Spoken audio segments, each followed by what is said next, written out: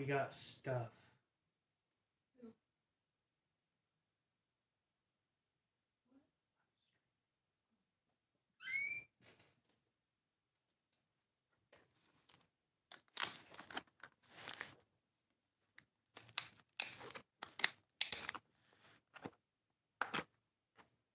Well, I know what I'm not doing on my 3D printed box.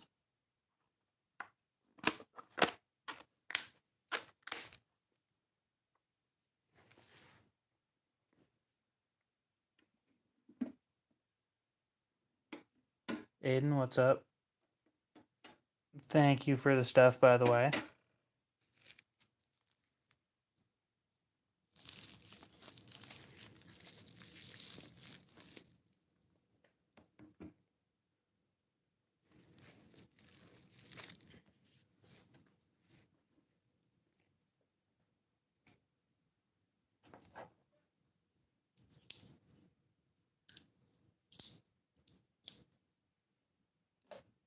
The best for senior baby hands.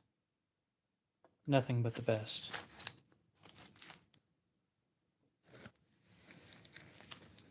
Get a few more people in here and then we'll start opening stuff up. I never opened this, and I never opened this either, so... I pulled the box out of this. I didn't open it, though. This, on the other hand, I did open.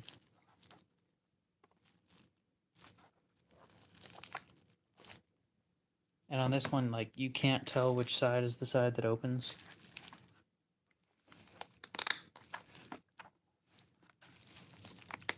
That's why I like the magnet idea instead of using clips like this. Paul, what's up? Hey, your full name showed up this time instead of all. Ground Fog, how's it going?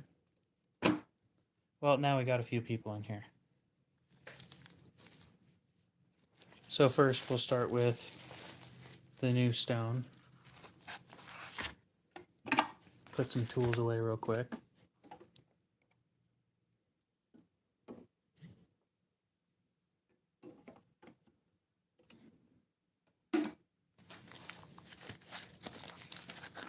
Oh well.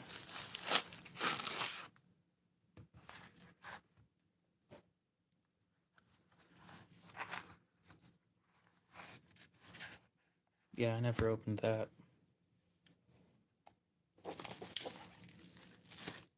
You mean styrofoam?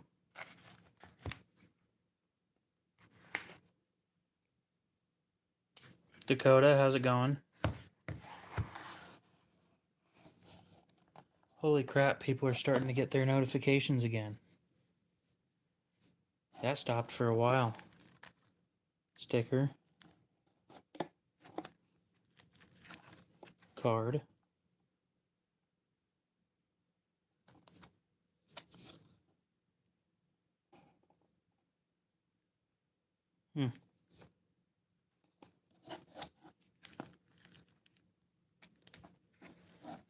And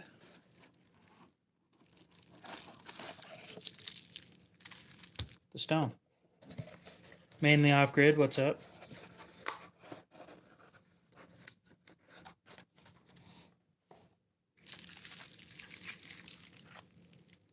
So I haven't been told much of anything about this other than it cuts really, really fast. Okay.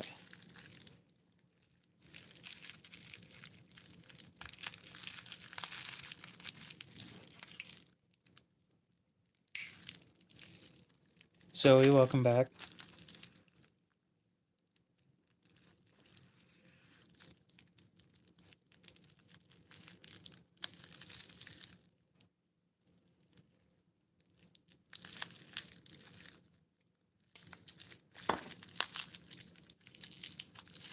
I hate to be cutting against aluminum like that, but I didn't want to grab a pair of scissors because I'm already sitting down.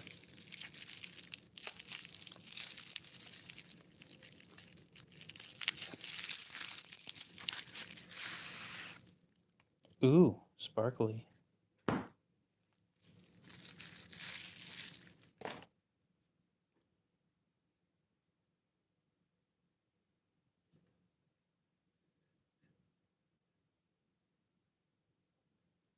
There's some smooth sections and there's some rough sections.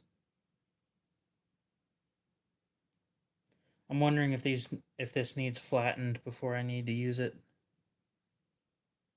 Probably. That's some thick shit though. God damn.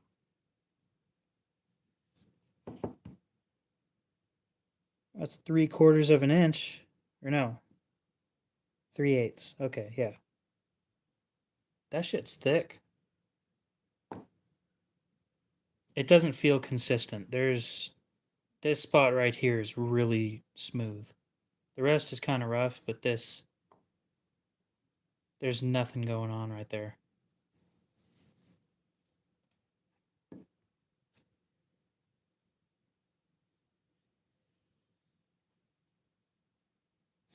Well, we're going to do the obvious and pull out the microscope. Yeah, it's for sharpening knives. Because I am curious what it looks like under the microscope compared to a vitrified stone.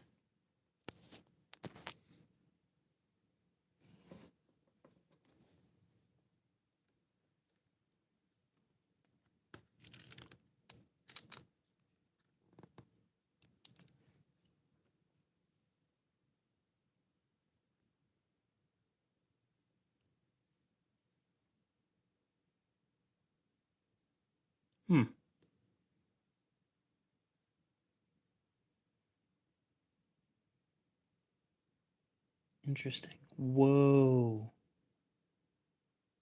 You guys might not see this, but I hope it shows up. Yeah, it looks like wood.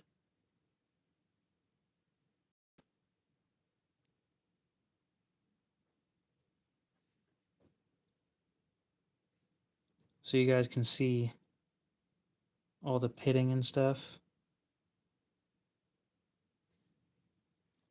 And then up here on the smooth section, there's no pitting. Right up here.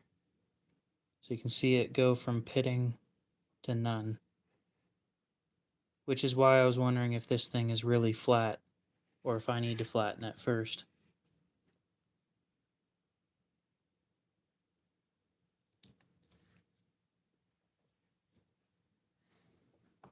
Yeah, that's some weird looking stuff under the microscope. So, is this resin bonded or is this, there isn't a whole lot of information that comes in the package, so.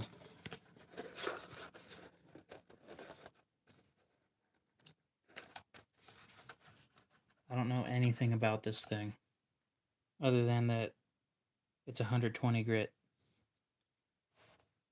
which is freaking low. 120 grit is the lowest grit that I have at the moment now. Before that, it was the 140.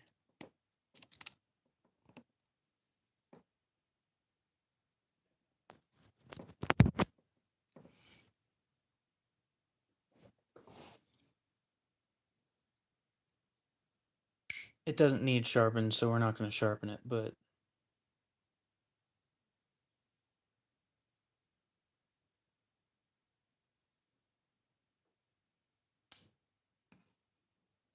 I'm going to be doing some heavy modification to this front scale right here. We're going to be filing right here.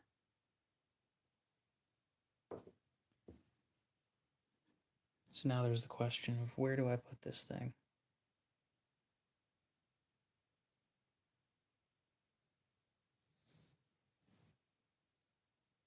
It wouldn't go good in there.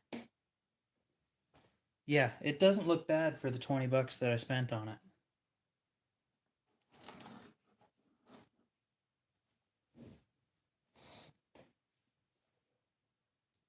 The annoying 154.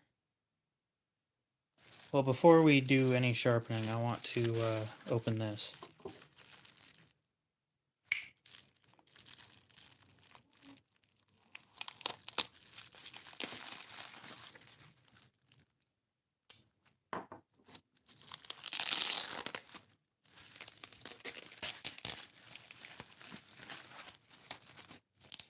Oh yeah, a whopping $20.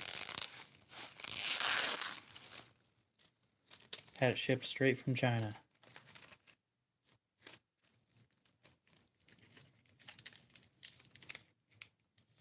And I'll be honest, other than the backside of it needing flattened, or the inside of it needing flattened, ooh, there we go. It was actually a pretty solid piece for the $20 that I spent.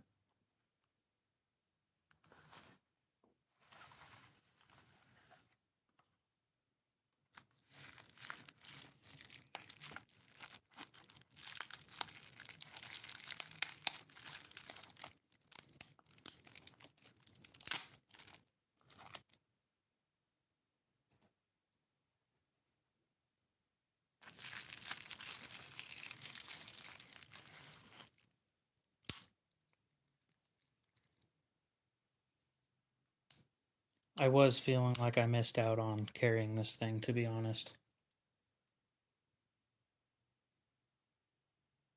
Yeah, pretty consistent on the edge angle. No complaints there. I felt like I missed out on carrying what could have been one of my favorite knives when I had to ship that over to him. Because I didn't get the benefit of carrying it. I just got that first impressions video. And yes, it is Rex 121.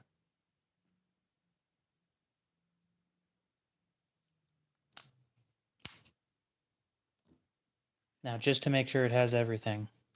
Yay, sticker. Cliff, what's up? How's it going? Yes. Because this is exactly what I needed. This is the whole reason why you buy a Spyderco. Is for a sticker that says you spent a lot of money.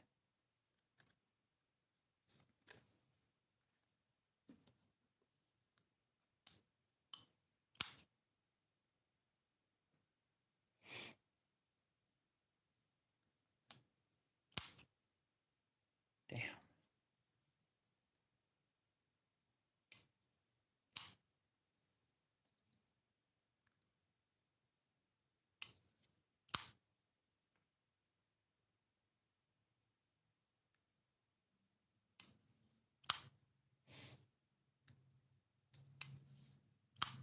Yeah, I'll admit I probably would have gone with the G10 too, but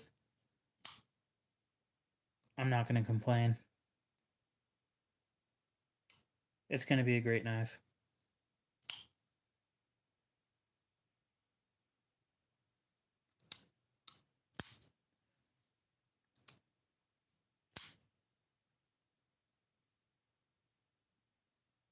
Speaking of sharpening, it doesn't feel...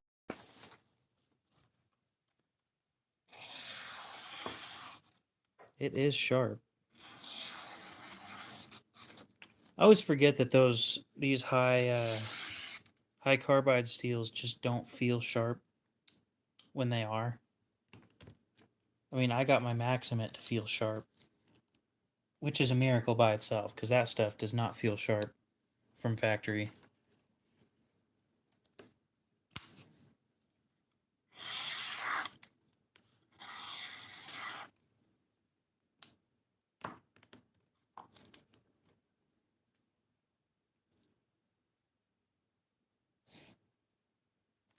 As long as you're just doing regular use, it shouldn't be that big of a deal. You shouldn't need to sharpen it for a while.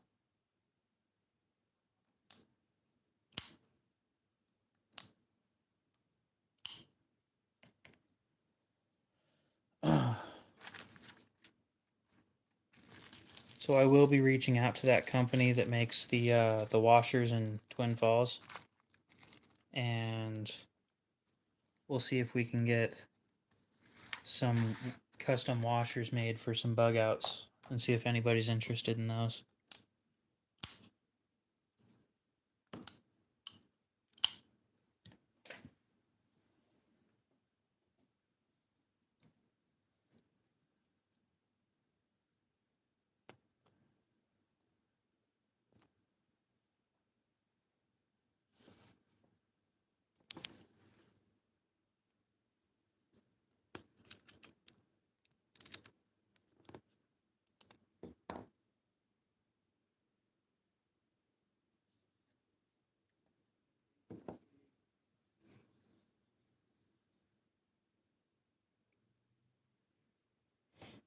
Alright, let's look at this thing under the microscope.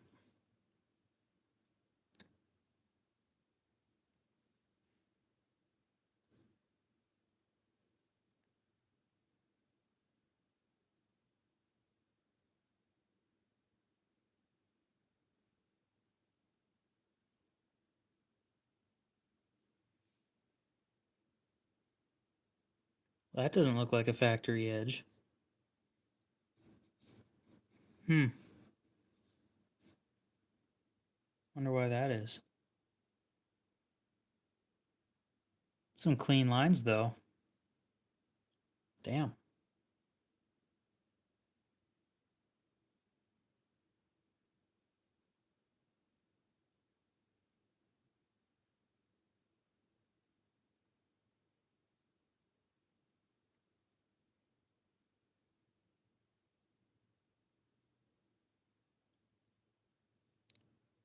It helps if we were looking at the right knife. Anyway.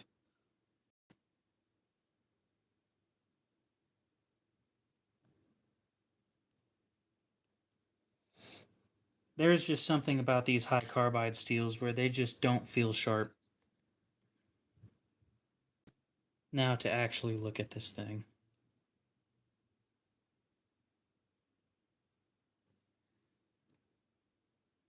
Hair whittling sharp, that's...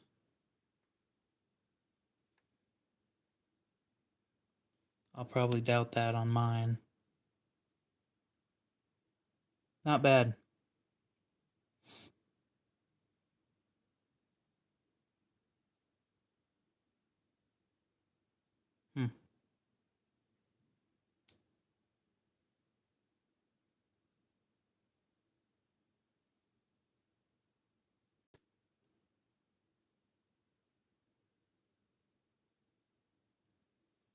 Yeah, that doesn't look bad.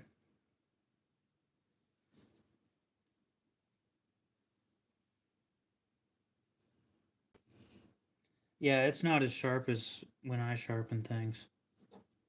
It actually doesn't even cut hair cleanly.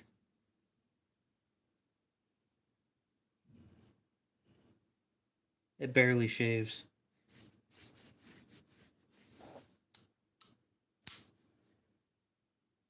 I'm not going to say I'm disappointed, because I haven't tried sharpening it yet either, but the thing barely shaves. It takes a couple passes to do what my Sebenza does in one. Yeah, but we're not doing that until after I've tested it. It's not getting sharpened until after I do a full test.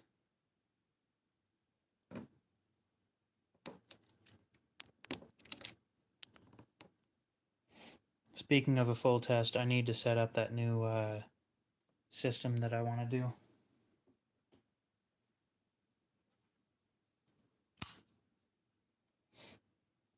Oh, I'm looking forward to carrying it though.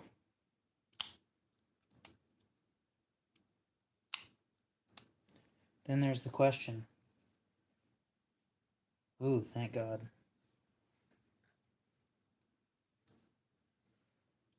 So it doesn't suck in the pocket.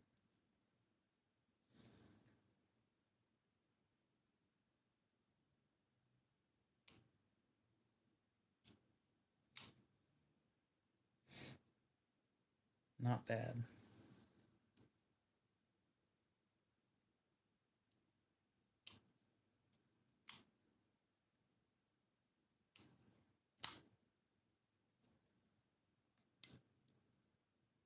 Inverted, what's up? How's it going? I got some more Spydercos showing up this week. We'll be getting a PM2 in Maximate that I'm likely going to sell. And a Spyderco Spy Opera in Damasteel.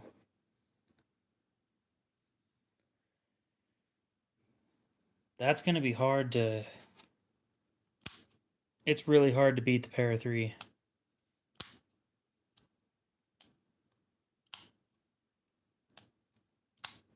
But yeah, we got a Sage 5 and Rex 121 from Aiden.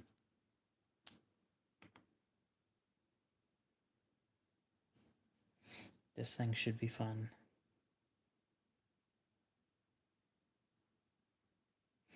I'm just gonna check and see when my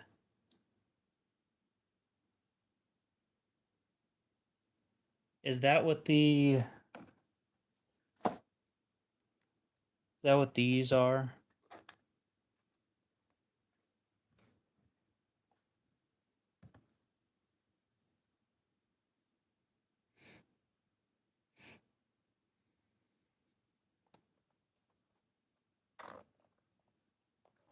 Oh my god, you know what irritated the hell out of me this year? Like, it's gonna sound really dumb, but it genuinely pissed me off a little bit. I don't know if you guys know about Holman Hadfield. They make knife cases.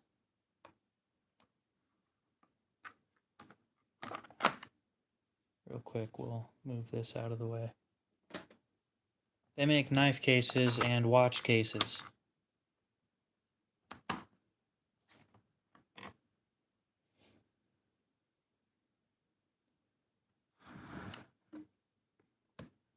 Well, they sent me an email to my business account, and the email was basically them saying that their prices were going up.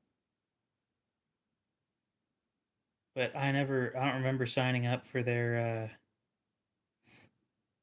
stuff. So I thought that they were reaching out saying they were interested in sending me something, and nope.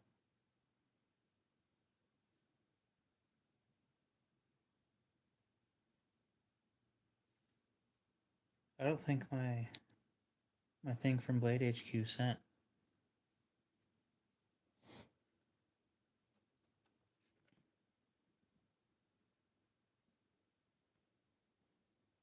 I don't remember how I pulled this thing out earlier. These are strops.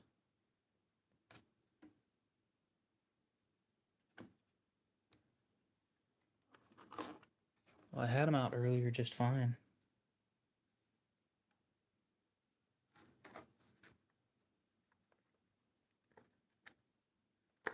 Oh, okay.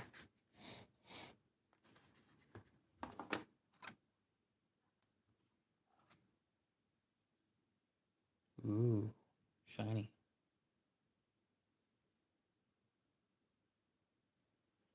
I'll be honest, I didn't need any instructions. I kind of just figured it out, but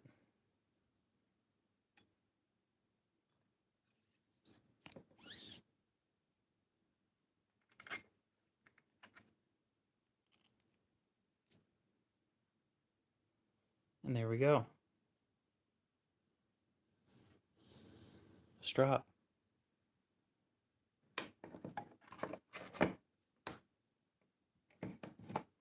They really weren't that hard to figure out. So now we have the question, what grits should I put on these? Because these are a lot more firm than the stuff that I usually use.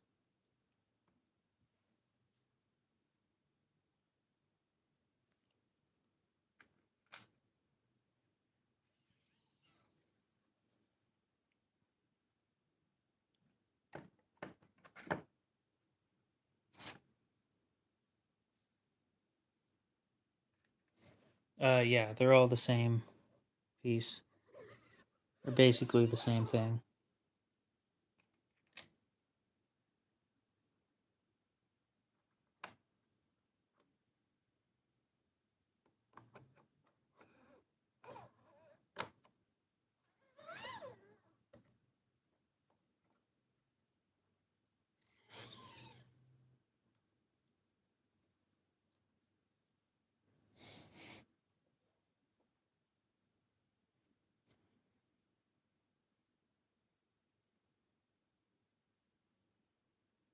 Oh, we're just looking at some stuff that Aiden sent for early Christmas.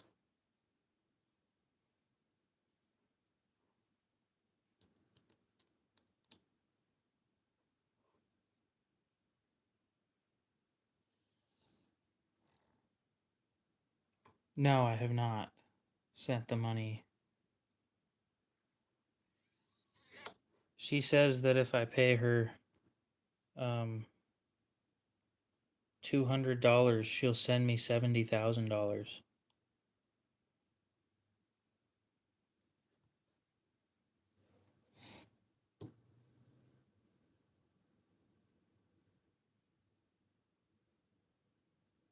Agreed.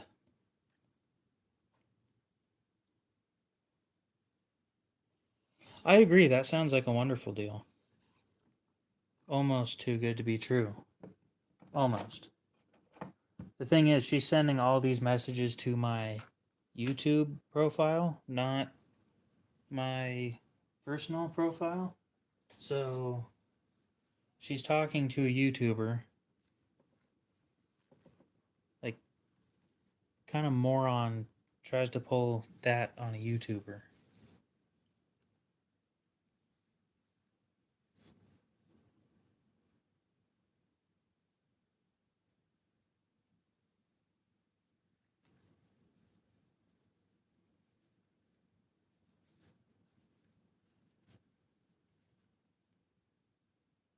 You think Joe Schmo, average YouTuber, is going to fall for that? No.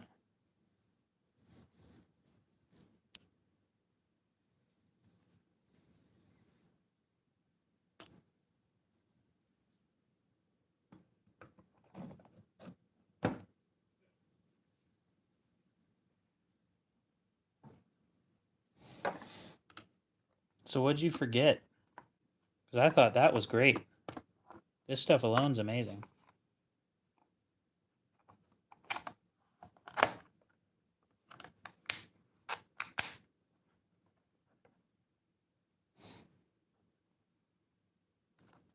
Oh, definitely. If somebody offered me a sheet of SM100, oh, have to clean up a mess in my pants. No. SM100 though. Damn. 100 grit. I don't have anything in 100 grit. The lowest grit I have is 120 now. So is that stuff a true splash and go, or is that something that I'll have to soak?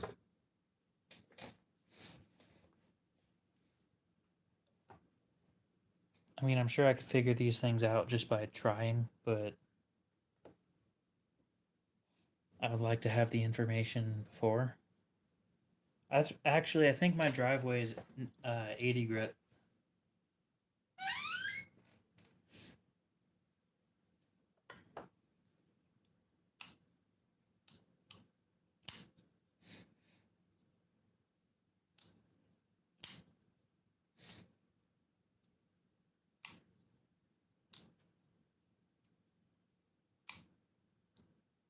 We could do that. Actually, there's a microscope. There's a kitchen knife that's been causing me issues.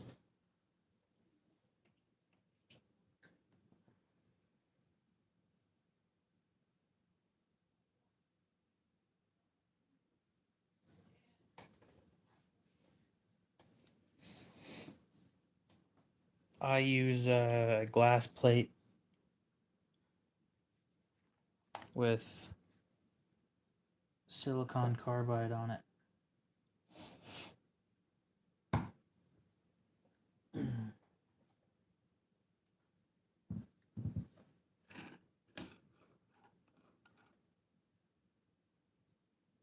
We can do that. We can do 2 separate of the same knife too, because I've got 4 of these. Let me move all this nice stuff out of the way.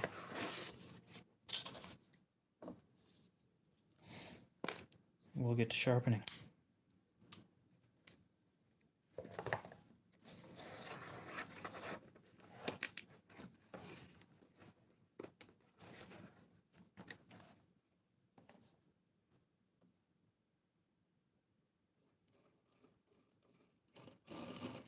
Okay.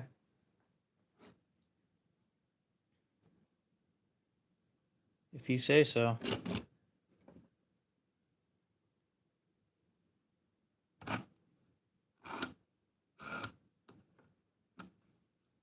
So just straight water, or do you think my mixture is going to do anything? Anything bad is what I was asking.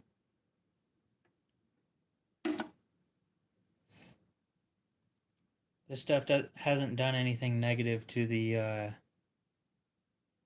vitrified stone. So...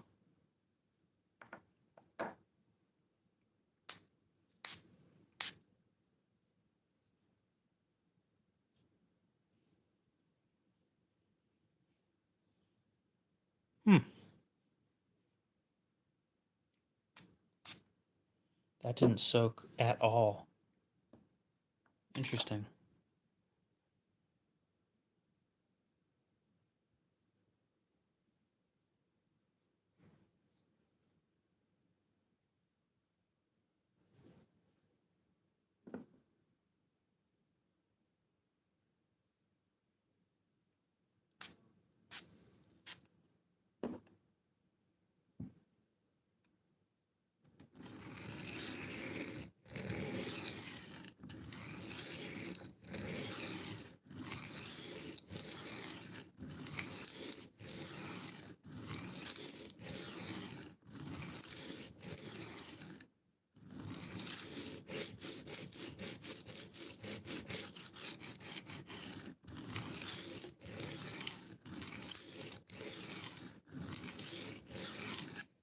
This thing sounds like sharpening on a brick.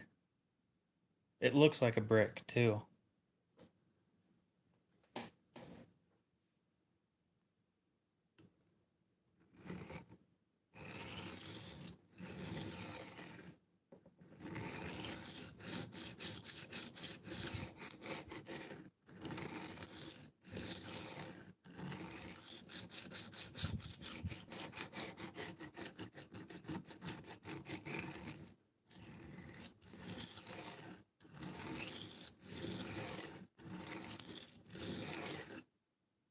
Knock on wood, it's still dry as shit out here.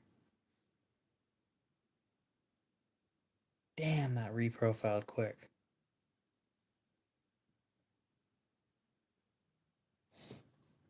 You're getting a 600 and a 1K what?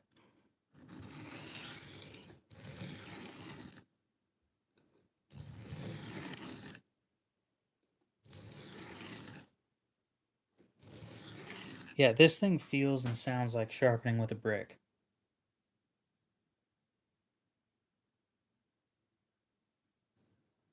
Oh, okay.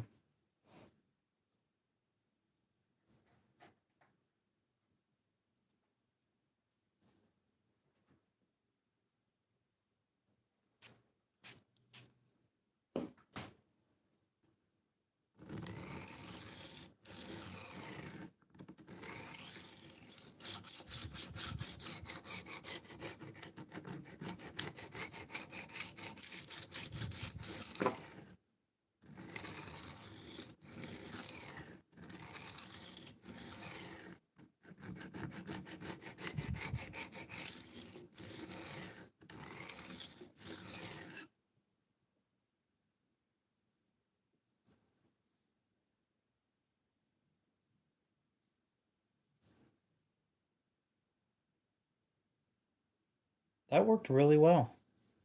Like, really, really well. This thing was dull.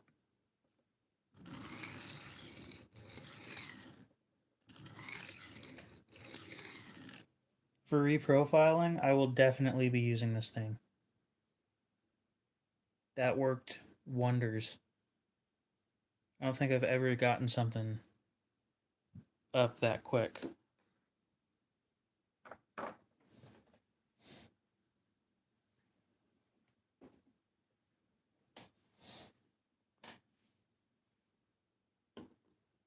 AJ, what's up? How's it going?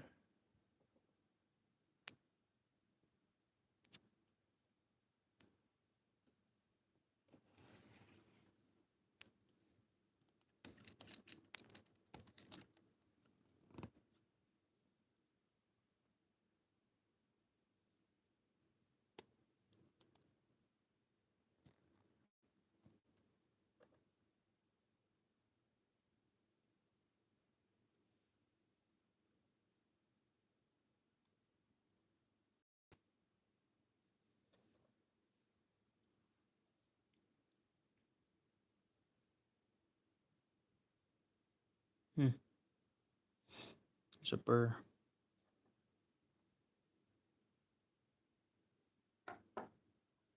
No mod.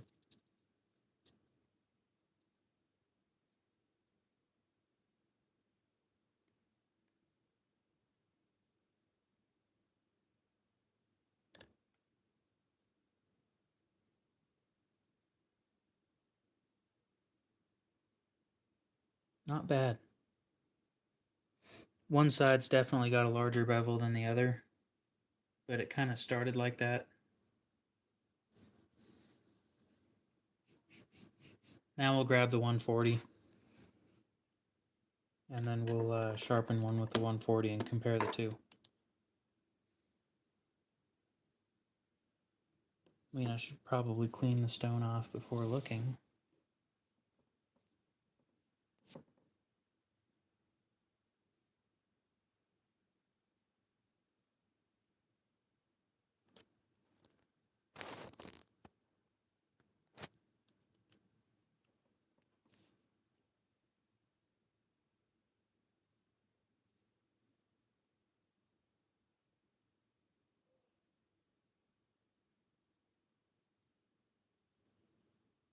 Those are either giant diamond chunks or those are pieces of metal.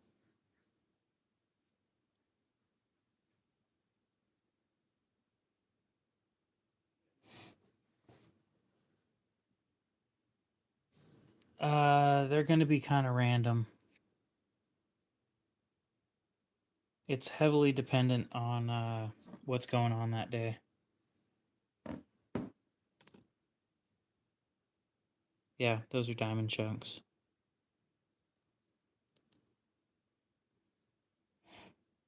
What do you think of the live wire? Quinn, what's up? How's it going?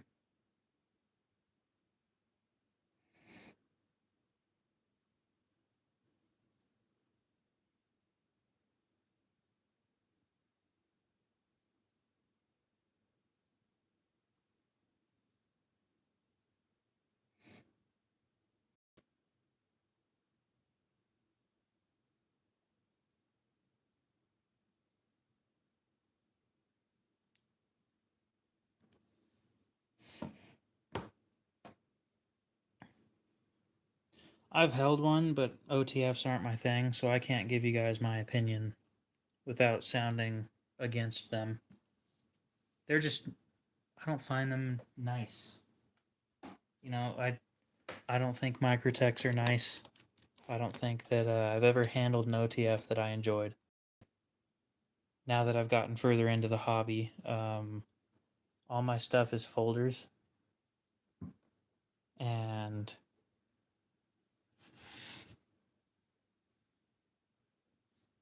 oh yeah, that was dirty.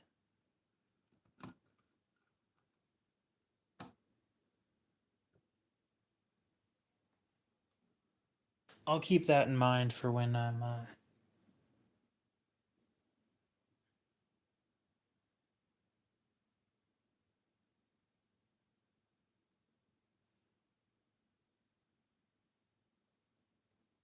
for when I let my knives go dull, because that'll ever happen. And then we'll grab the last stone that hasn't been sharpened. The live wire is expensive, but I'm wondering if it has the same warranty and part support as every other Kershaw. Because if it does, then it's a pretty dang good deal. But if it doesn't, then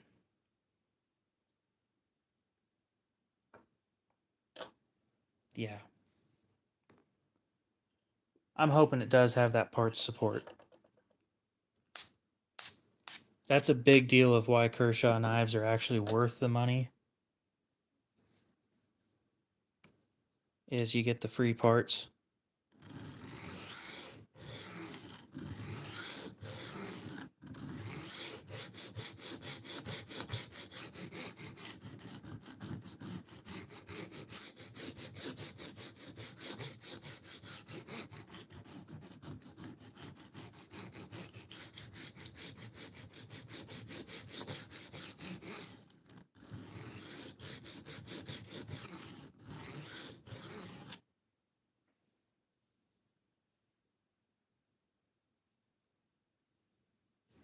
Nice.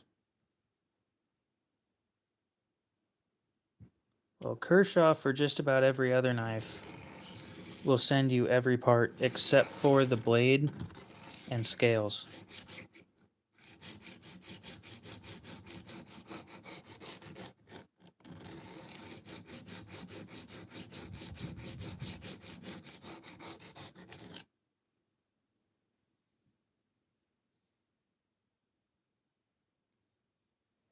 I always wonder how the hell people can let their shit go for this long.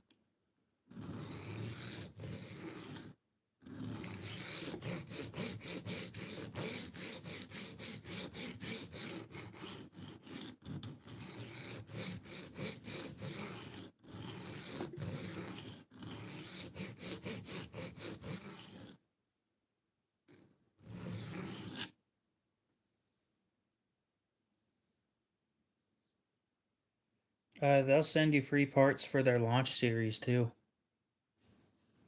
which those are all push button autos. I think that this is their first OTF, so we don't have any backstory of whether or not they do send parts for it.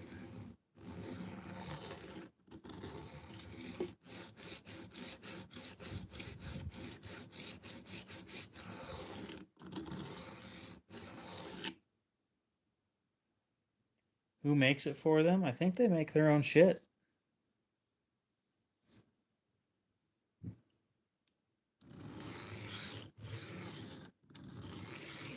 They're made in Oregon if they do make their own shit. Let me double check this real quick.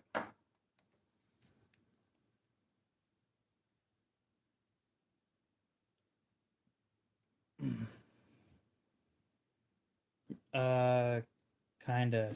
Demcos have disappointed me. But they're nice, but they still disappointed me.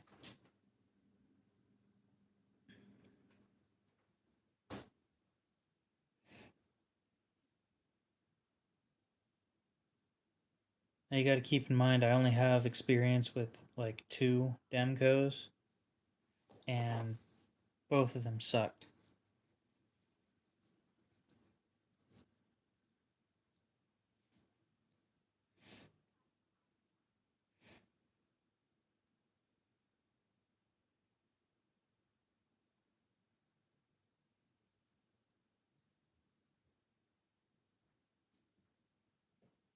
Yeah, that's who I'd go with for a reblade.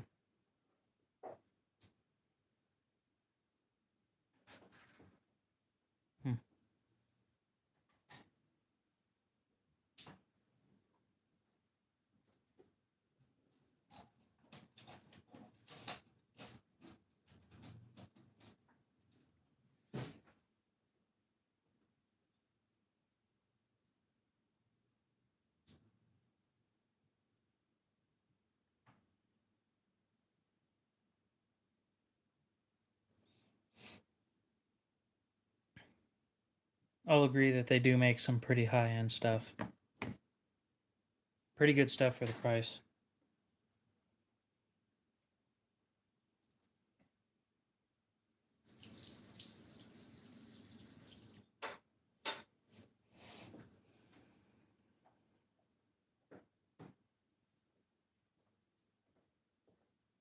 MDC, welcome back.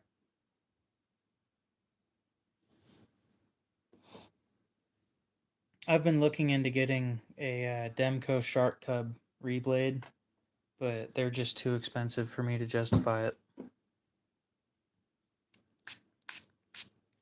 Like, I'm gonna have the base model cheap ass handle with a $300 blade attached to it, and it just doesn't make sense.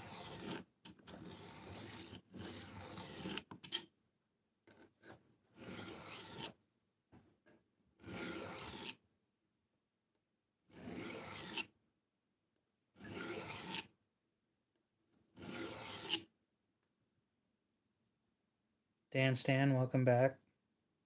How's it going?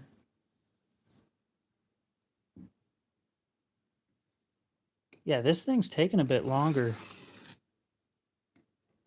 But I also have a giant chip up towards the tip on this one. Probably one of the largest chips that I've taken out of a blade.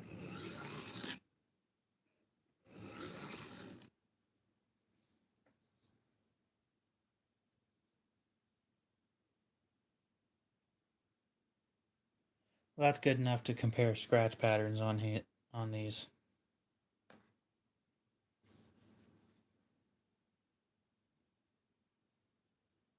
No, we're just here comparing scratch patterns on them.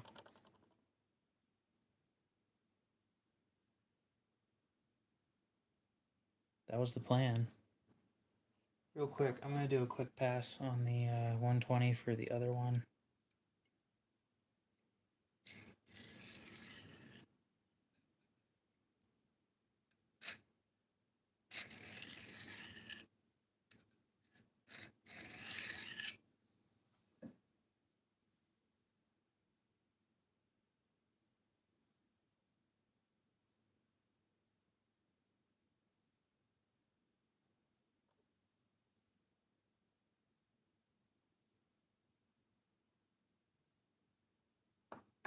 $120. Oh, I know which one's which. I paid attention. So this one's the 120, which means that on this one we need to swap sides and do a couple more passes. And no, he makes reblades for the Shark Cub too.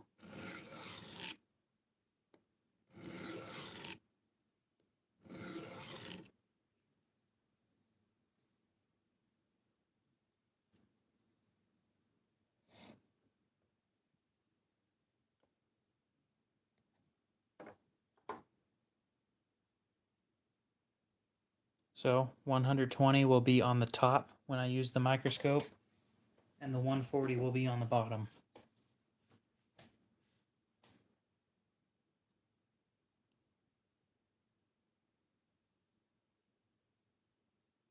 I'm pretty sure he does. I've seen a few MagnaCut reblades on his website. And then a couple, no, one in Rex 121.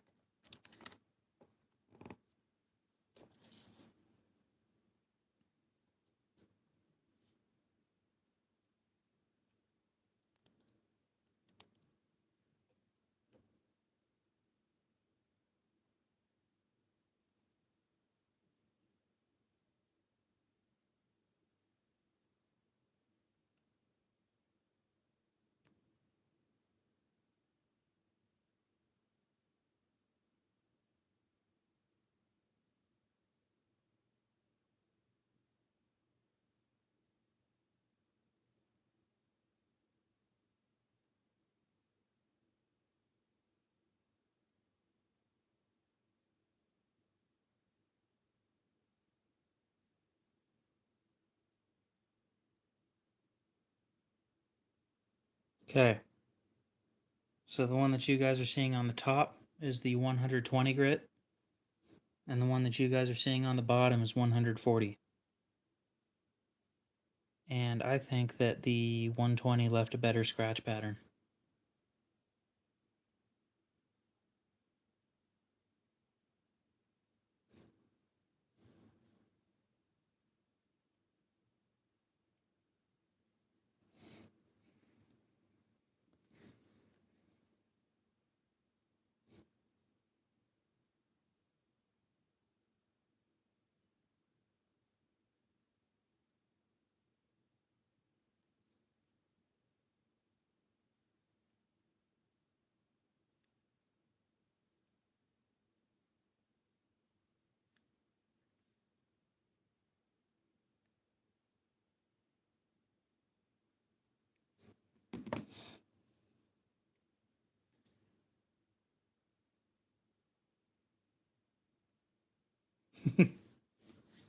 You're going through Spidey withdrawals. If I clean it up with a burr, I just don't want to remove material. That's the problem.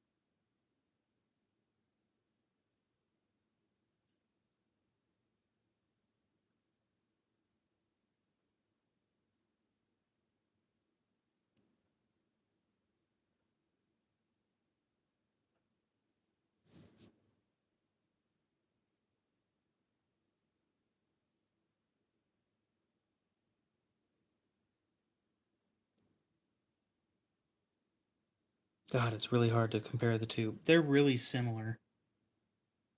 But I think that the 120 left a better scratch pattern.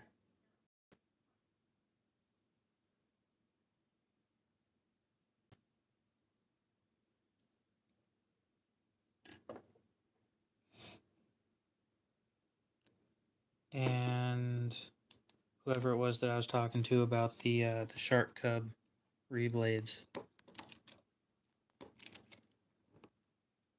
Or Shark Pup. Is there a difference between the two? Maybe there is. Oh, yeah, okay.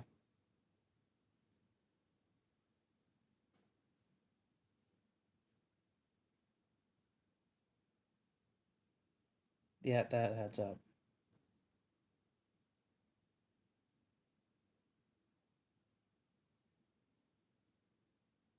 But it looks right. These are what I'm talking about.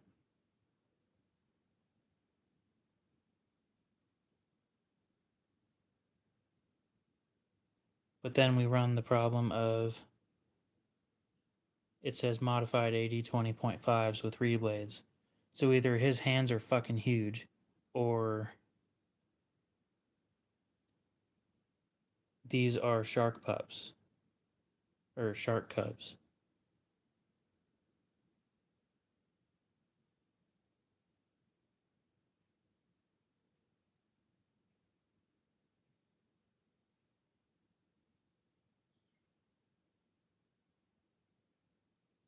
Okay.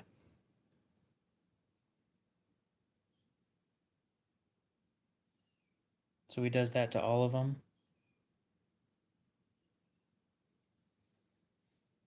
I'll be right back.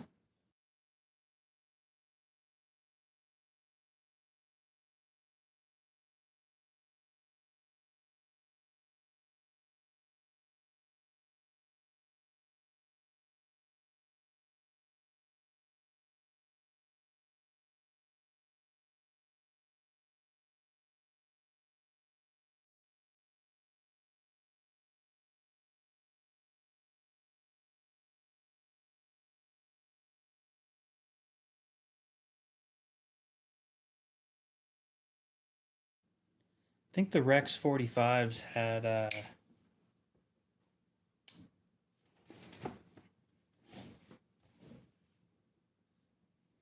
that's what I was saying. Either his hands are freaking massive or they are shark cubs.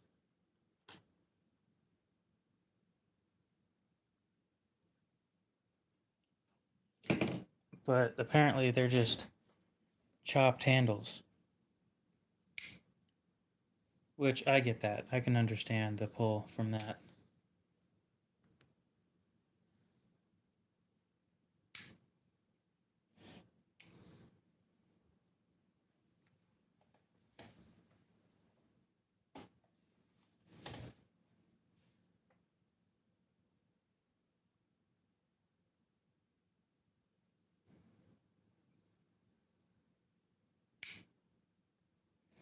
So I found something about this aftermarket scale that I don't like. And they ground it different.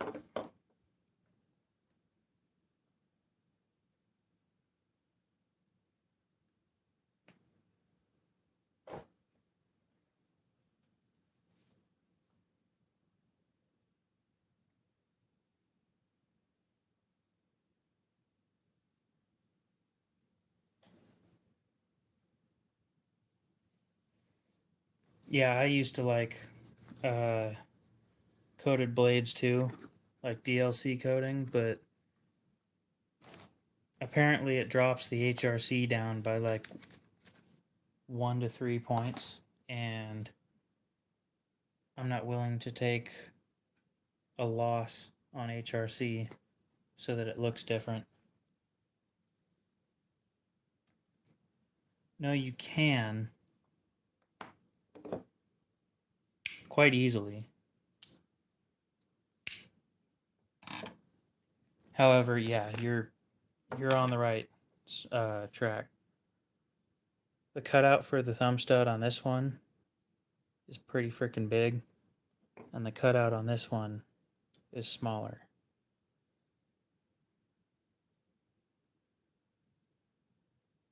So that does make it harder to reach the thumb stud. So what I'll be doing as a modification on this knife is I'll be taking a file and following this line right here and filing it until it has like a Microtech cutout on there.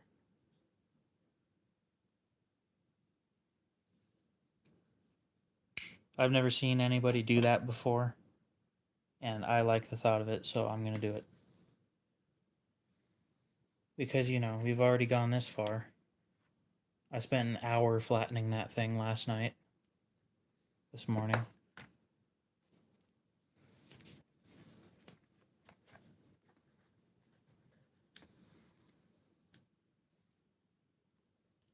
What do you mean aluminum or G10? It's titanium. If you're talking about on this.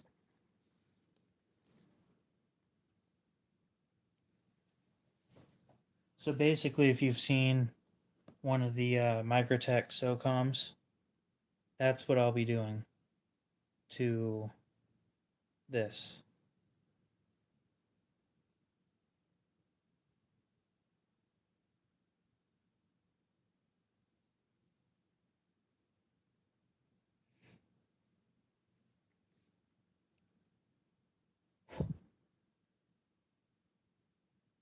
Let me get a picture up real quick. I'll be doing that.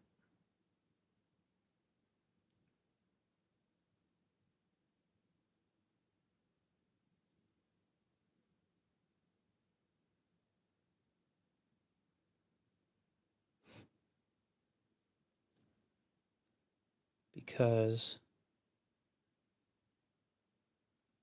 I just like how that looks. And it's going to make it so much easier to push right there. Where I already push on the stock scale. And I need to find somebody to glass blast this thing too.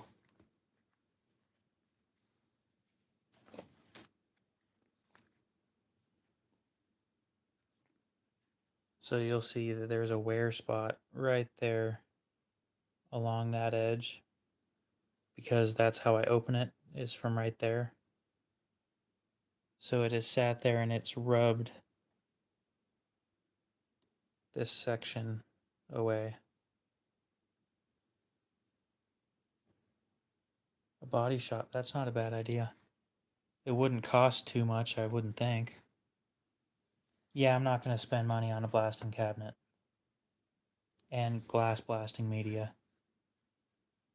I'd much rather just bring it to a place and have them do it for the time being. If I start actually like buying and selling these things, then I might move to doing it myself. But I don't know if anybody would be interested in having that done.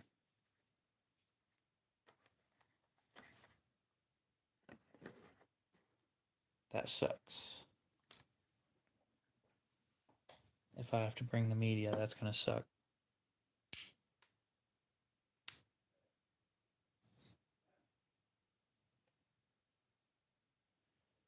Well, there are companies around here that do sandblasting. I'll see if any of them do glass blasting services.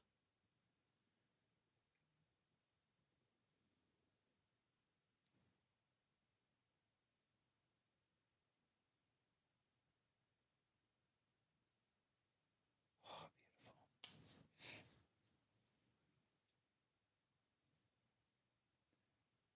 It's going to be a weird question to ask the guys from Chris Reeve where they get their shit.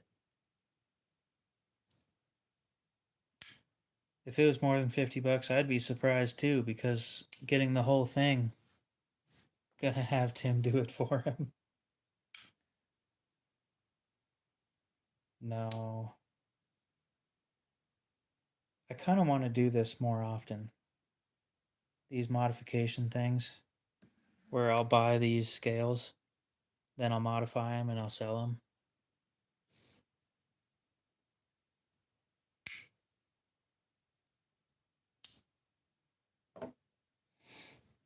Yeah, I could do that.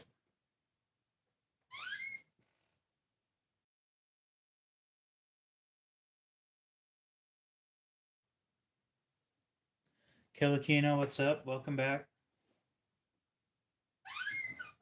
Squeak and stuff. But yeah, I'd be surprised if it cost more than 50 because getting this whole thing glass blasted was $50.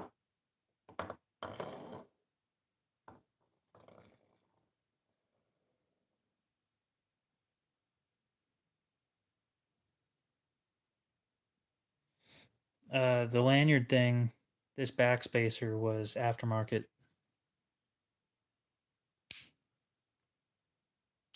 I might ask them what grit they did it with.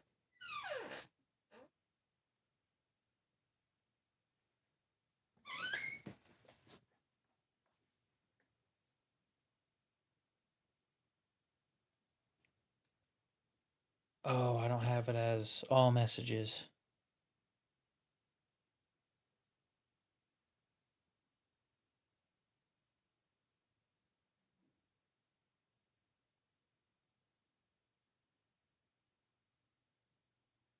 That's what it was, is that I didn't have all messages turned on. I can help you find a backspacer, probably.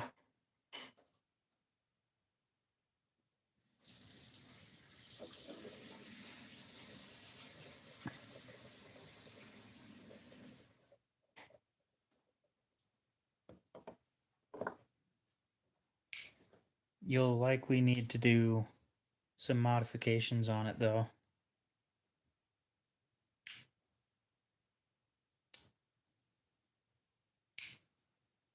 What kind of Nkosi are you looking for?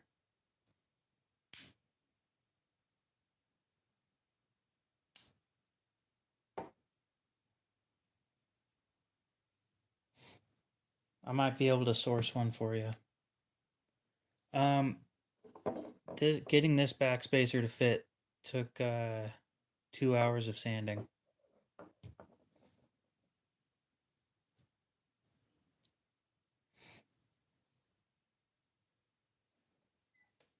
Well, I can't find you a free one. I can source you one likely, but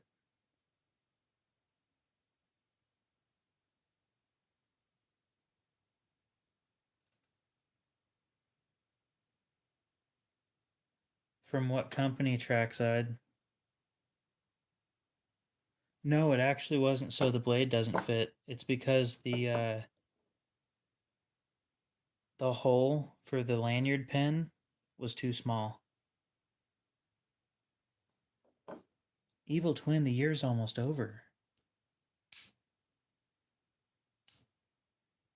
You have no excuses now.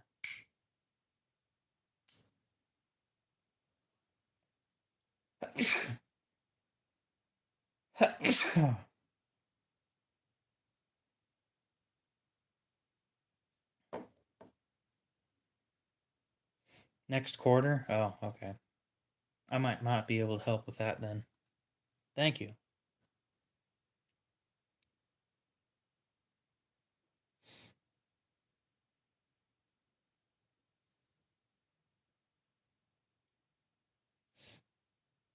Oh, okay. The Roxxon Multi-Tool Company.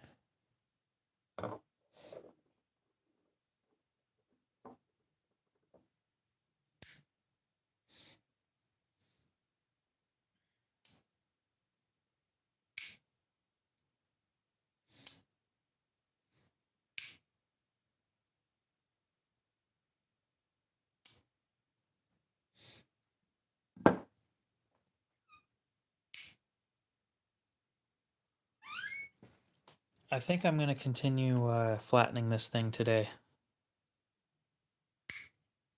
Just because I want that thing to be completely flat on the inside.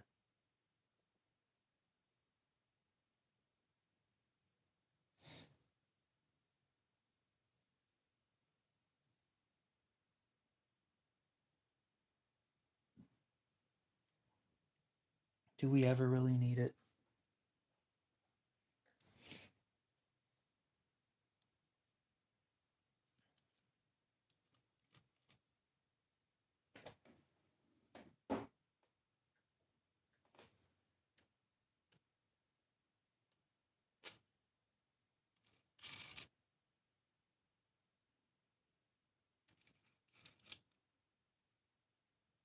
Yeah, I'm only 23. I got started like a year before you, by the sounds of it. I was 20 when I started. So we're going to use this to flatten it again.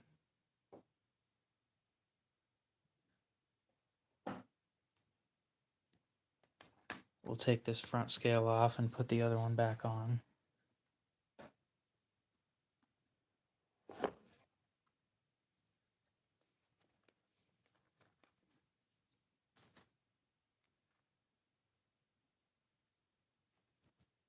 Thanks, I try to keep them looking like that.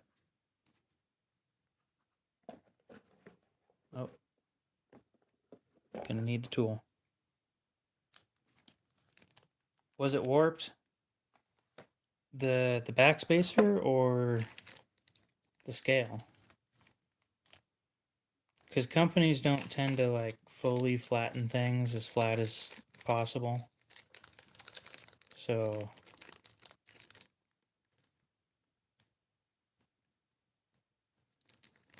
yeah, it's not super flat. The factory one wasn't super flat either. To be fair, not as bad as the aftermarket, but it still wasn't great.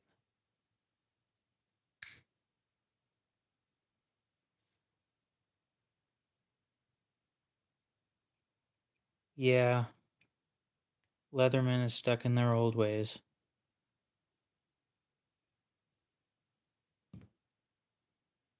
And then they came out with a knife, and it sucks.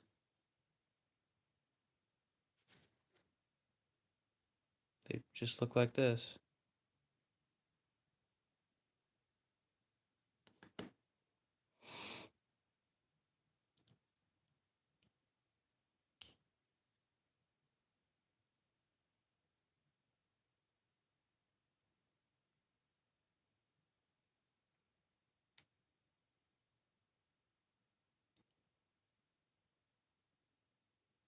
No. $300 for MagnaCut with stainless steel scales. That's the problem. If you held one of those things, they are heavy.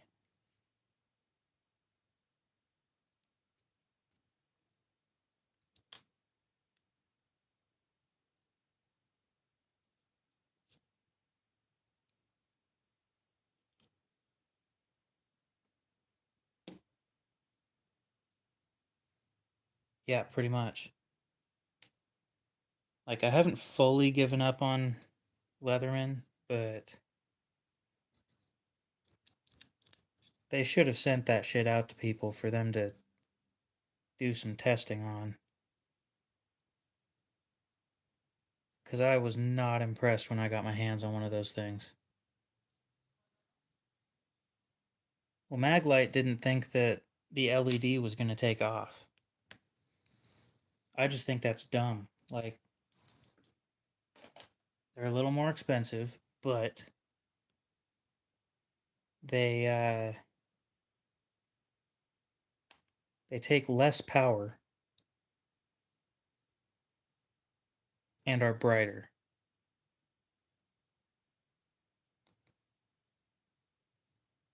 Why wouldn't they take off? So here's what we're sitting with now.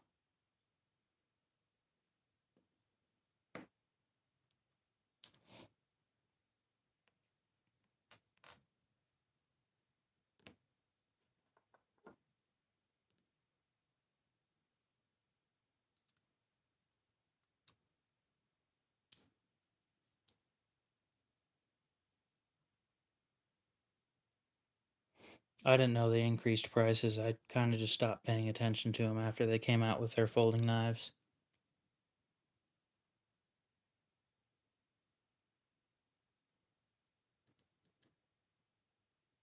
They just haven't done anything super interesting lately. Ooh, but the Wave Alpha. I don't care.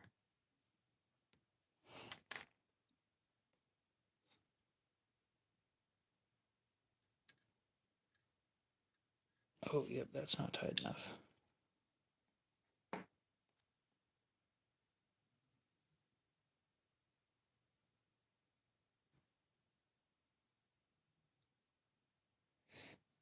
If Leatherman was going to do a knife, they should have talked to people about it.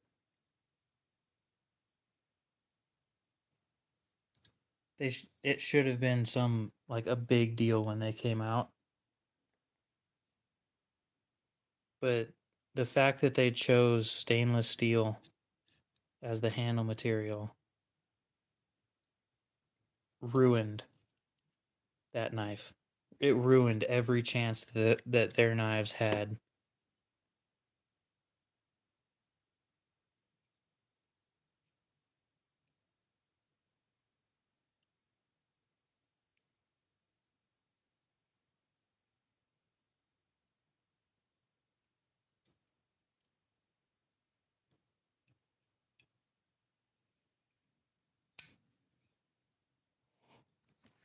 Okay, for the time being, we'll put that away.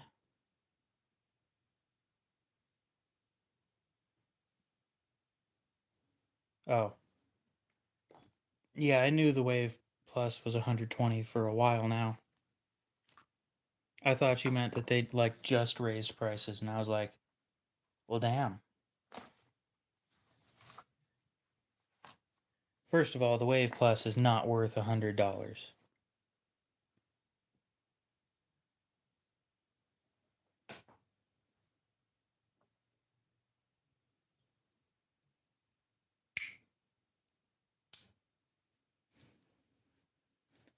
Oh, I missed my stock Semenza.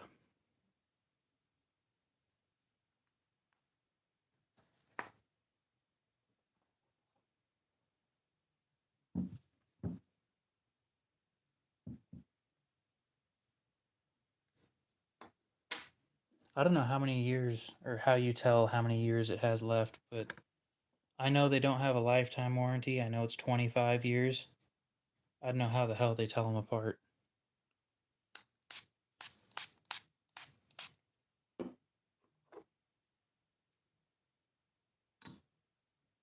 Where's the date stamp on those things?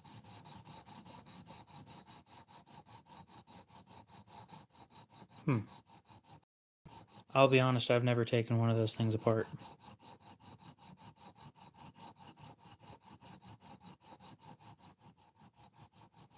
No, it's a 25-year warranty, which is kind of stupid. Like, at that point, just make it a lifetime warranty.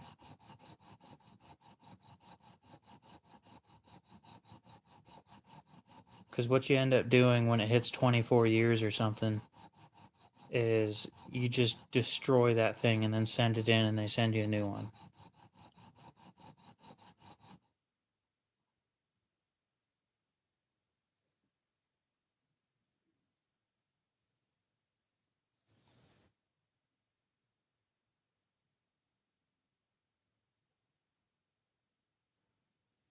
I really like that finish.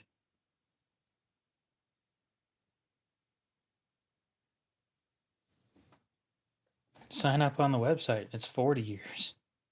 My God. Interesting.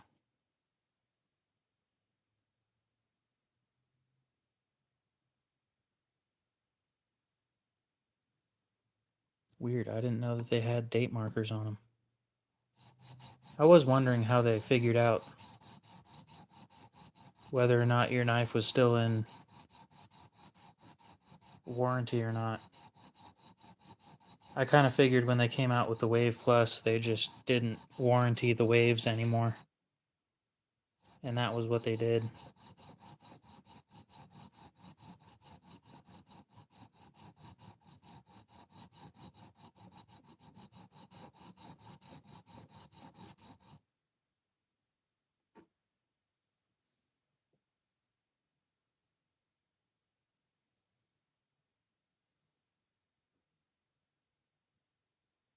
Yeah, I think I've made up my mind.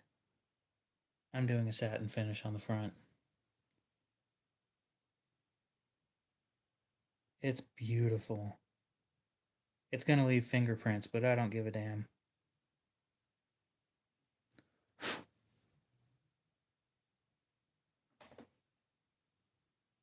Yeah, I knew about that because my dad did that, but at some point the wave is going to be so old that you can no longer get the wave warranted anymore. And I don't know what year that is because I don't know what year they came out, but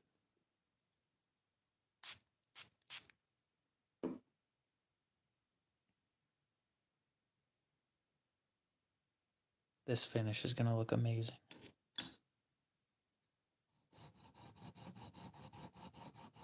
Now I know this is on the inside and nobody's going to see this, but it really helped with the action when I made it flat. So my thought is maybe if I make it more flat, it'll help with the action a little bit more.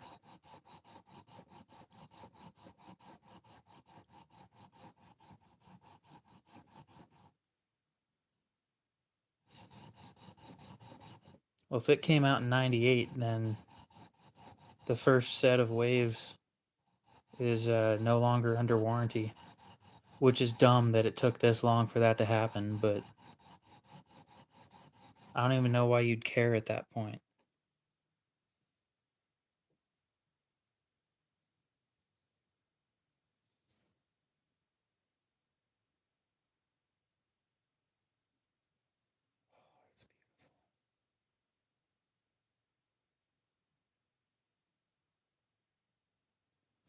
All right, guys, I need you guys' opinion. Not that I'm gonna completely take it into account, but I'd like your guys' idea. Should I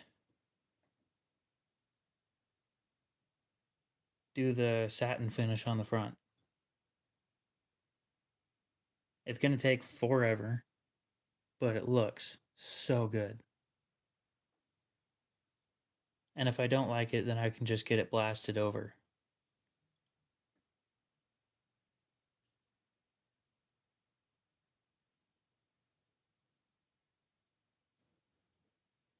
We got 2 yeses.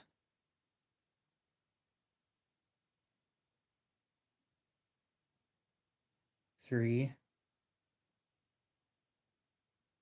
4.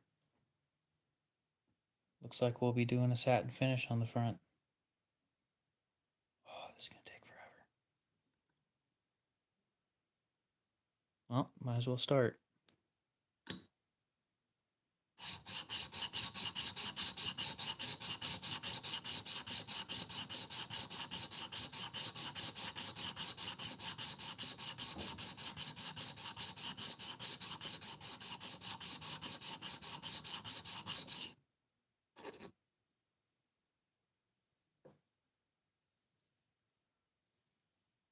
You can see how not flat this looks sick, by the way. In person it looks sick. Just like that. I'm going to keep going, but you can see where the high spots were. And you can see the marks it left behind.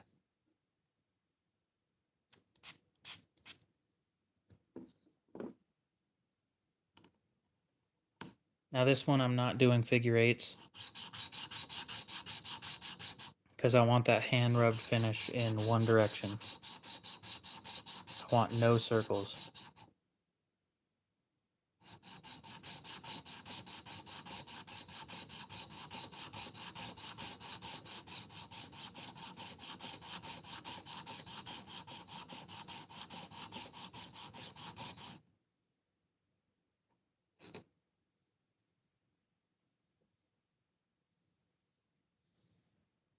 I think this might actually be quicker than doing it on the other side.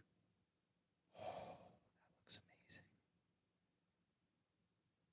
I can't wait for you guys to see this thing finished. It is beautiful. Wow, look at all that titanium. Damn. Might want to wipe that up.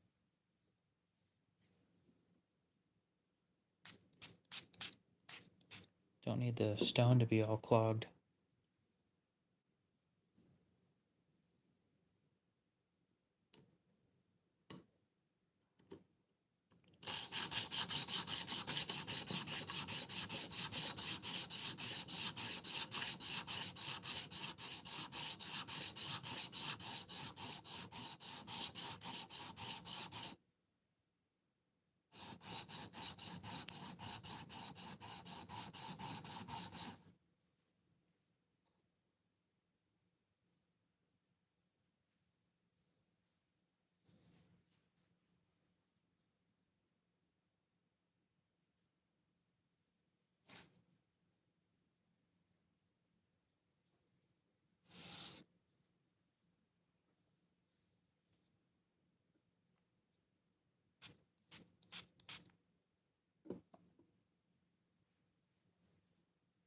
All right.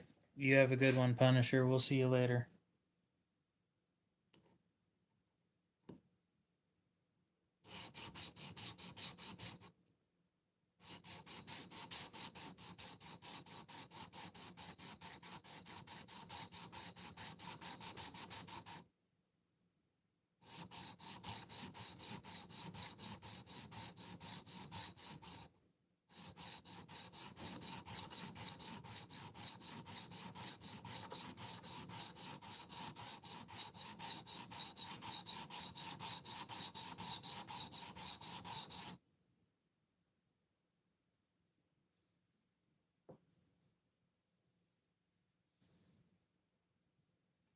Oh, we're getting there.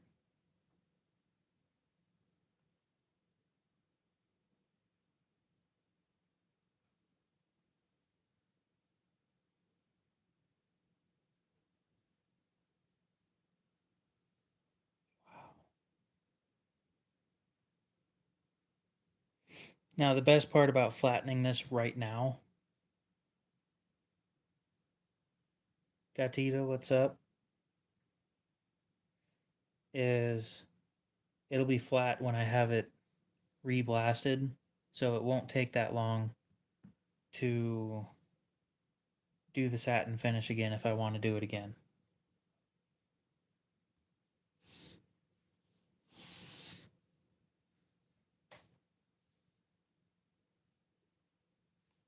I was kind of thinking the same thing, and I'll be honest, I was debating on doing a red Cerakote in the lines, but it's an American knife, and I don't think that that needs to be on there.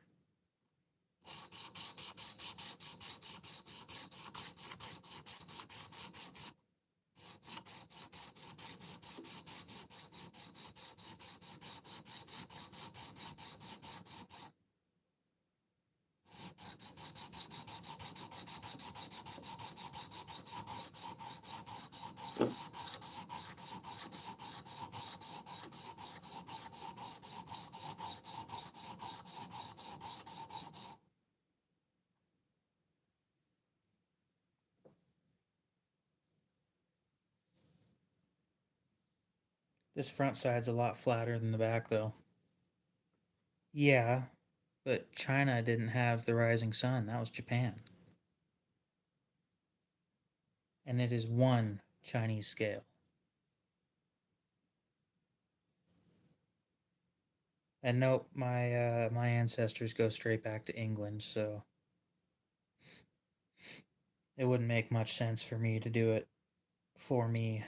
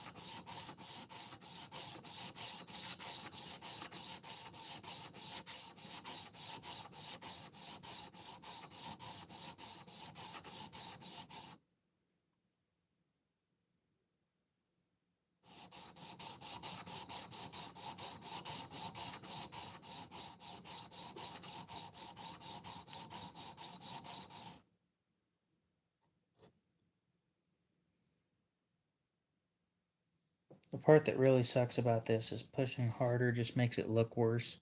So you're just going to sit there and take forever to do it. And that is your only choice. That's it.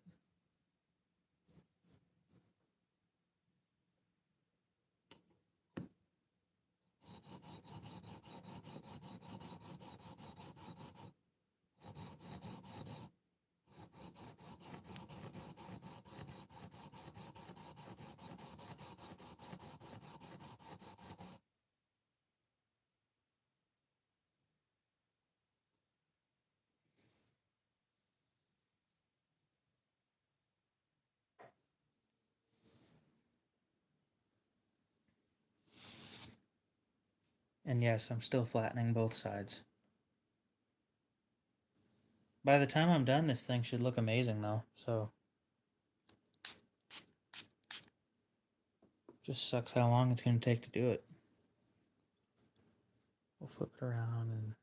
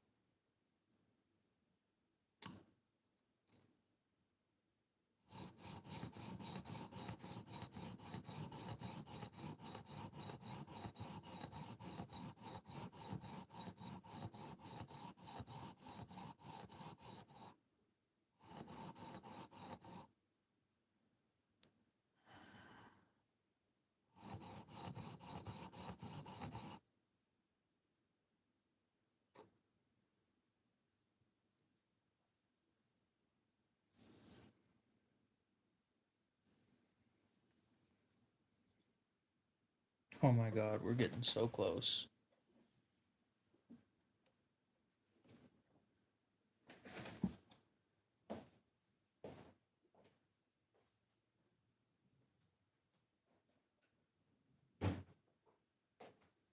I'm sure it'll make me feel better if I do this. And I can see how much material I'm removing.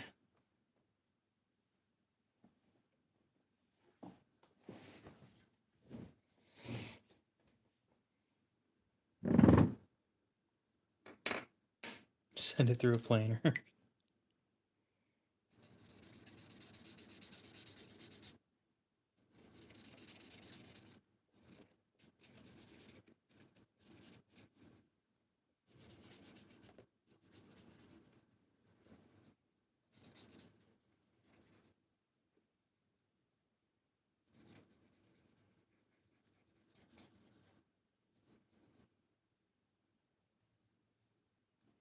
It's going all right. How about yourself?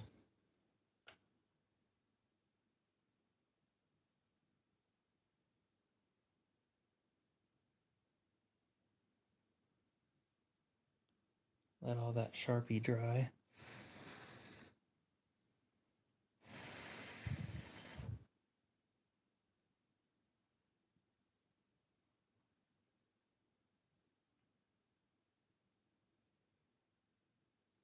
Now we'll keep going.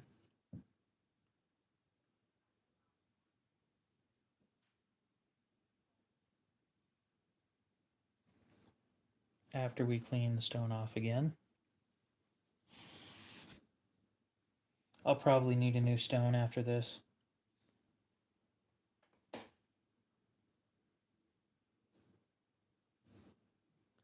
Yeah, but then it leaves all the deep scratches that I don't want to do. I don't want deep scratches left on this thing.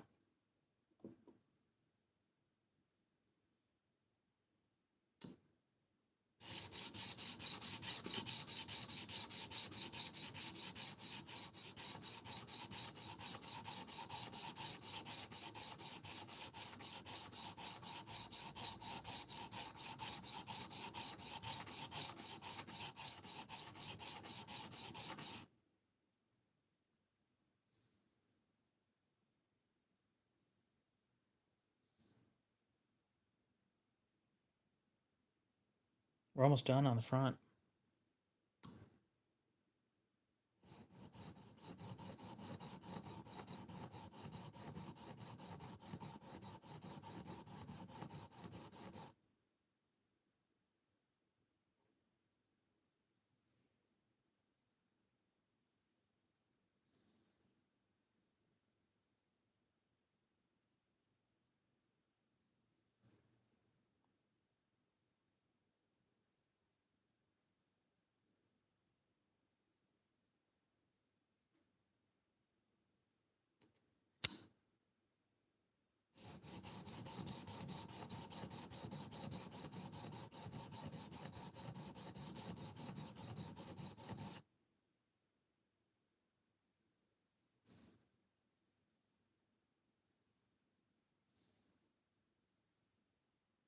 Oh, it's beautiful.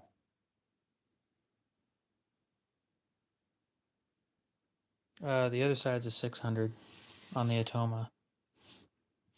I don't have a 400 Atoma. And I've already set this as the standard of what I'm doing at 400 grit. If I swap now, then it's not going to look right.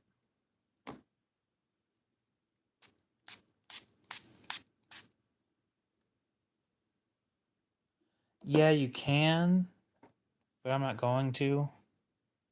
Because I don't need you guys seeing me in the reflection when I'm taking pictures on Instagram. So...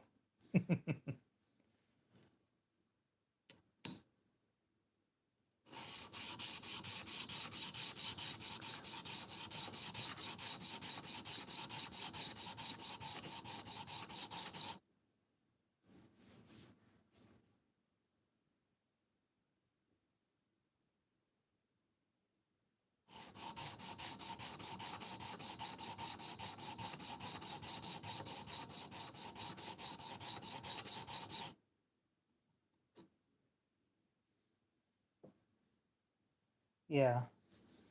And then I wouldn't want to carry it anyway.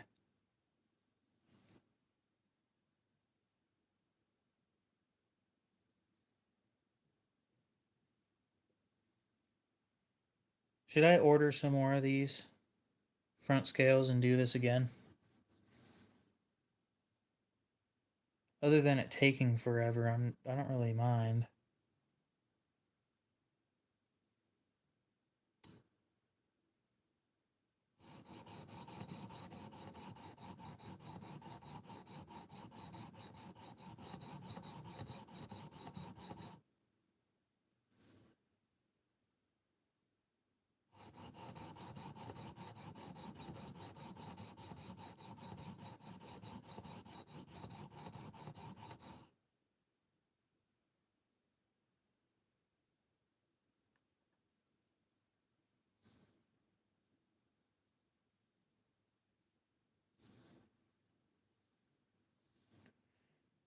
So if you guys couldn't tell, every time that I stop to wipe it off, that's 40 back and forth passes.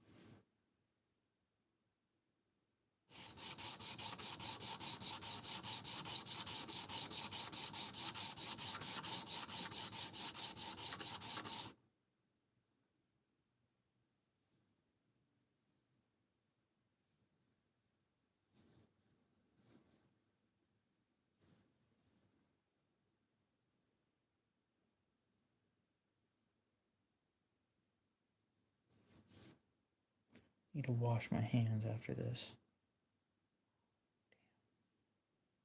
Good.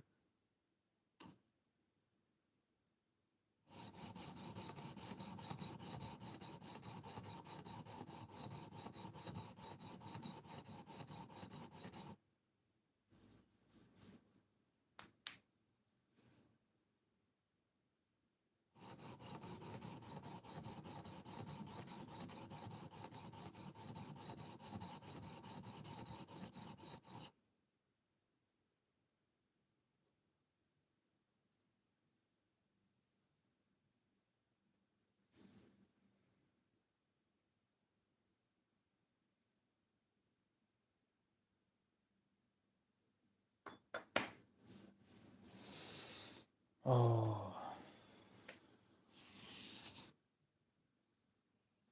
Starting to get uncomfortable. Very repetitive.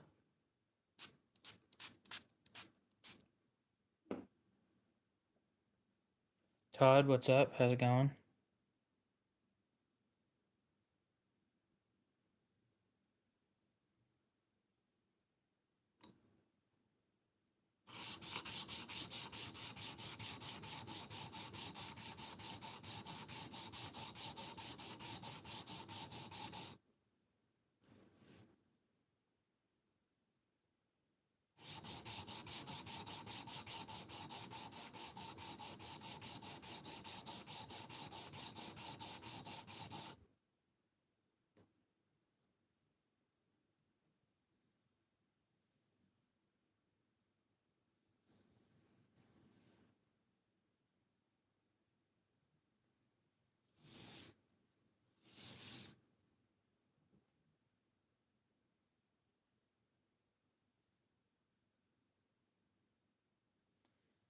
Not polishing, but flattening.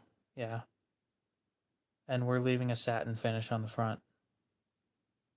It just takes forever.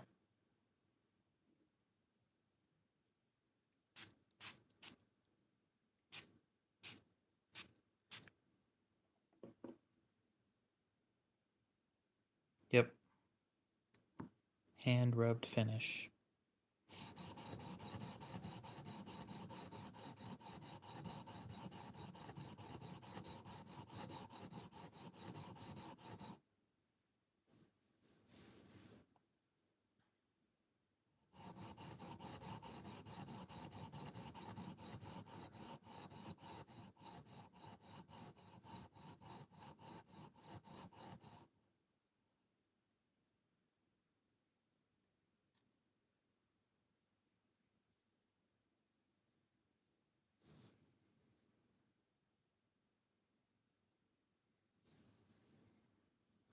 I'm just waiting for somebody to join in here and say that I'm ruining a Sabenza. Maybe I should just put that right there so that people think that I'm doing it with a real Sabenza piece.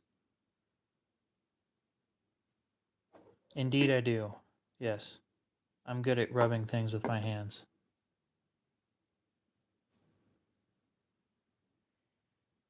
It is a dirty process when it comes to this stuff.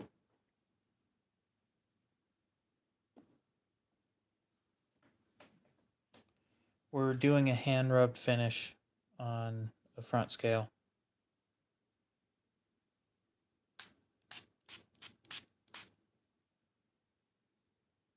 What, talking about hand rubbed finishes?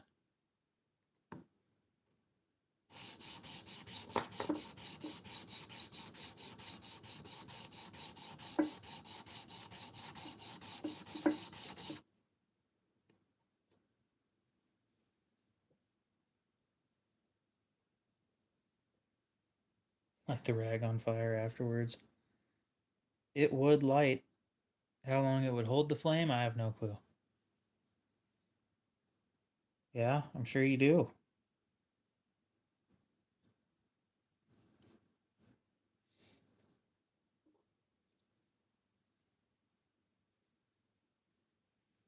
No. This one was the aftermarket piece. It was sandblasted to begin with. Oh, well, the mixture that I'm using has alcohol in it, so it'll burn.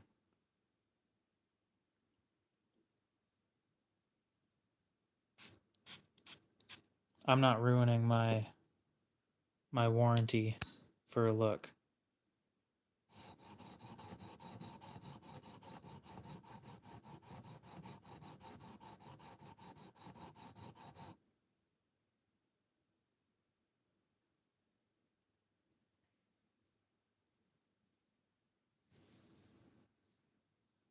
Losing a warranty just because you want something to look different isn't worth it to me. Specifically on something that costs this much.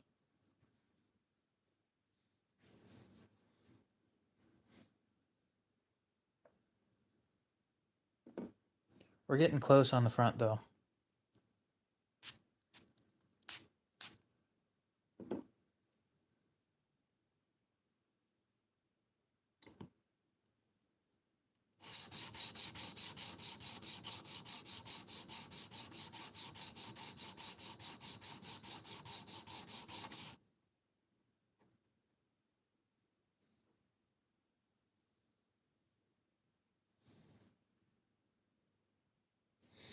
You know what sucks is the closer we get to being done, the longer it takes. Because we're removing more material.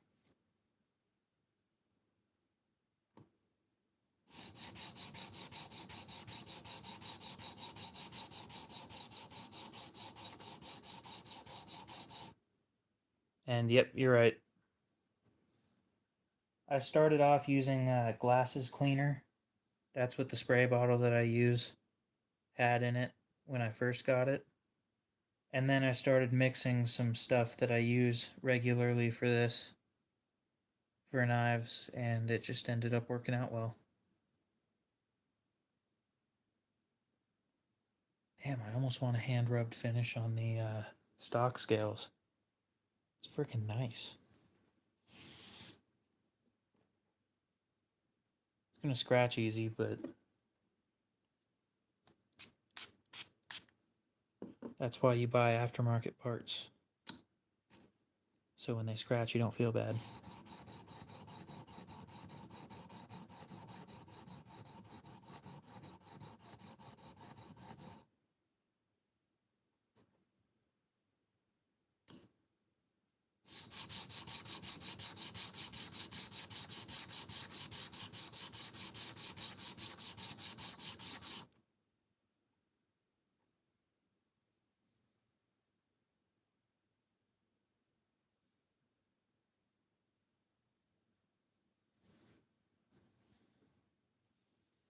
Yeah, exactly. That's the only reason I'm still going. Is because once it's flat, it won't be a big deal every time that I have to do it after that. And I might like once every few months or something do another finish on it. But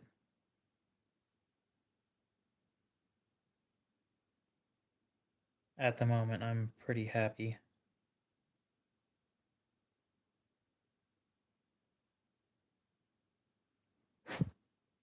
It's looking good though. I'll be honest, I'm pretty happy with how the back turned out so far, and I could just leave it there and be happy with it. Am I going to? I don't know.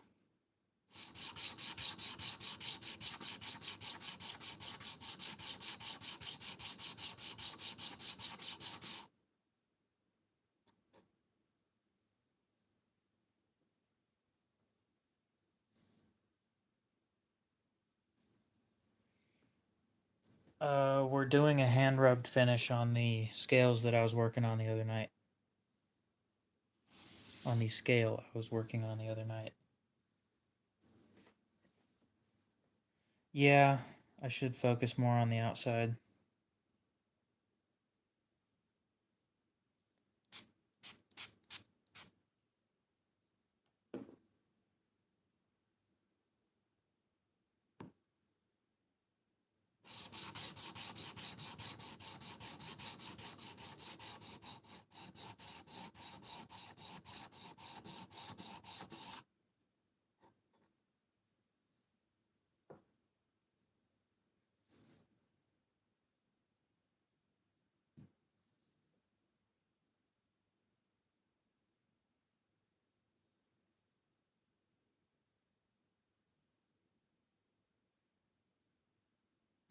Really don't like doing this.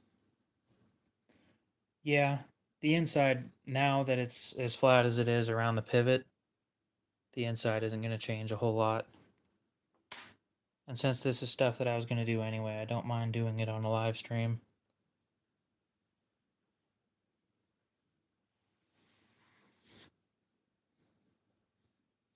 Thing is, it just wears out your arms the longer you do it for.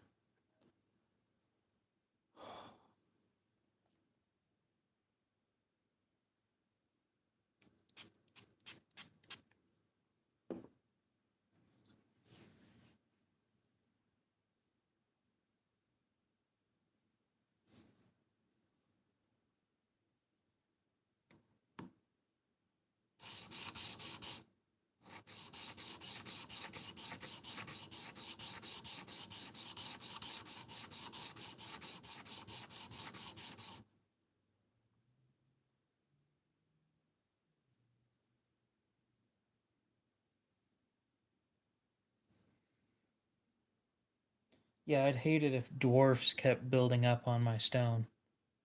It'd frickin' suck if that happened. Getting in the way.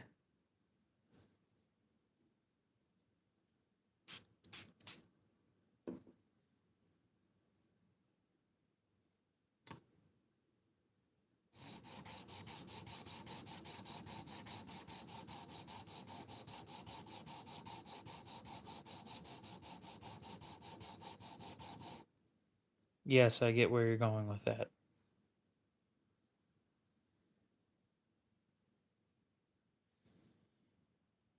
I just love autocorrect sometimes. Ooh, after that one, that removed a lot. Oh, it's beautiful. It is so beautiful. I just wish it was more flat. This fucking sucks. It lost all that grip that it had from the stonewash finish. Or the sandblasted finish. But it looks better.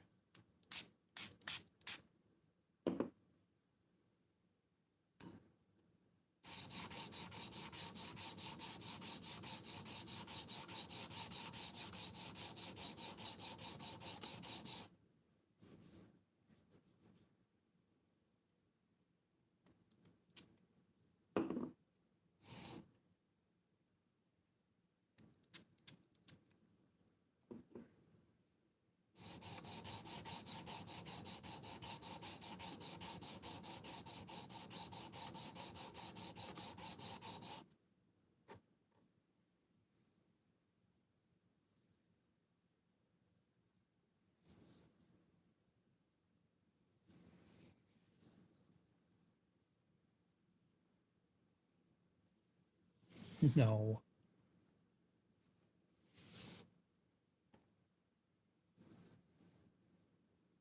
It doesn't need better grip. It's actually pretty good the way it is. Those are some deep milling lines. And it's not like I'm going to drop it anyway. Knock on wood. What were we going to do next?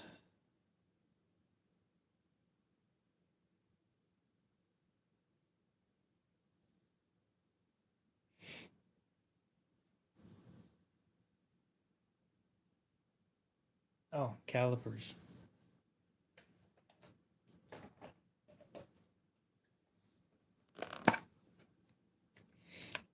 And if I laser engrave stuff on it, it's going to ruin the finish that I've put on it. I dropped it on a the other day. I'm not super worried about it. It is my beater knife after all. Let's see if we've taken 1/10 of a millimeter off yet.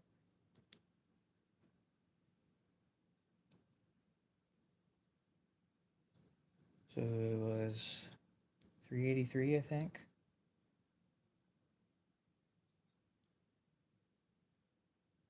Ooh. I've taken a lot of material off.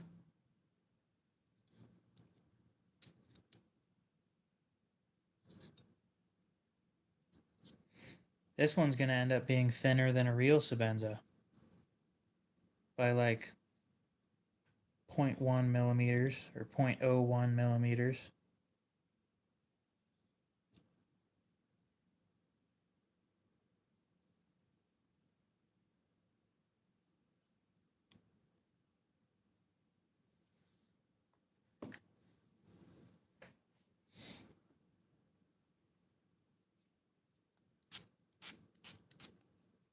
The joys of modification.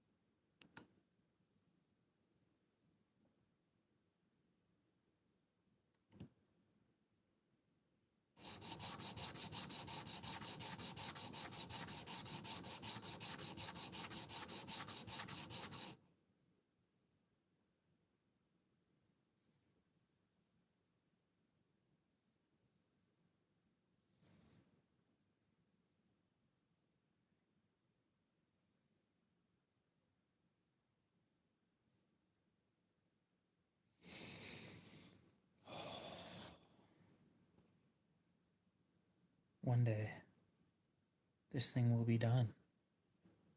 And I will have my Sabenza finished.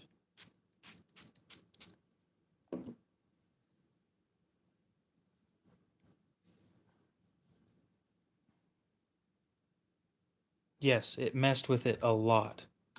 It made it a lot smoother than it was.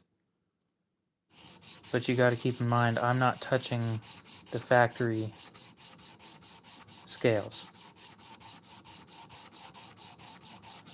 But when I did this and I didn't flatten it, it almost wouldn't open at all.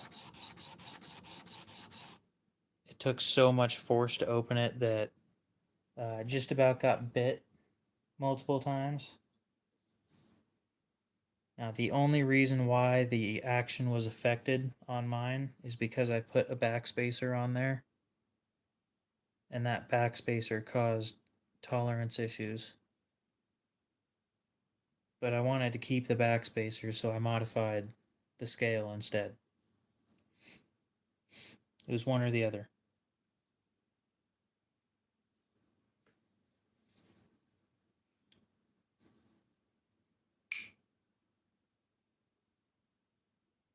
Oh, that thing's gonna look wild.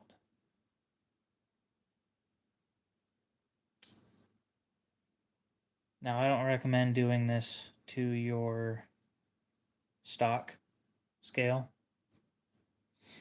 It voids the warranty.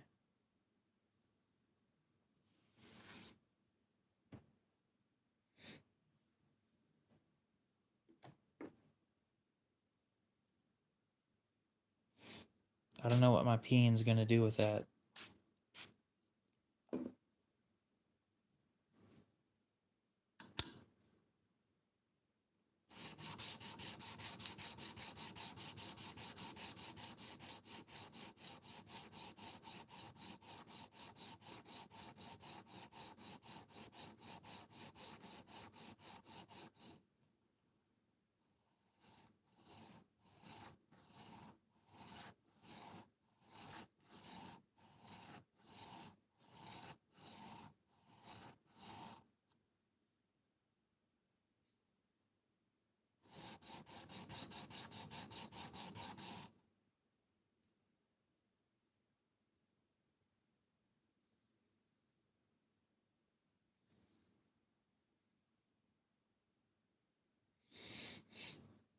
Somebody laughed at that. Probably harder than they should have, but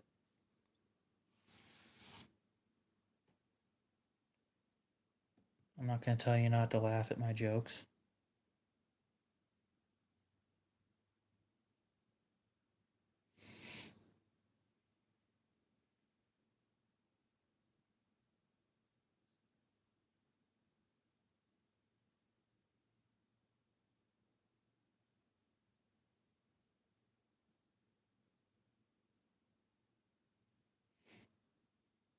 And how are you going to pull that off?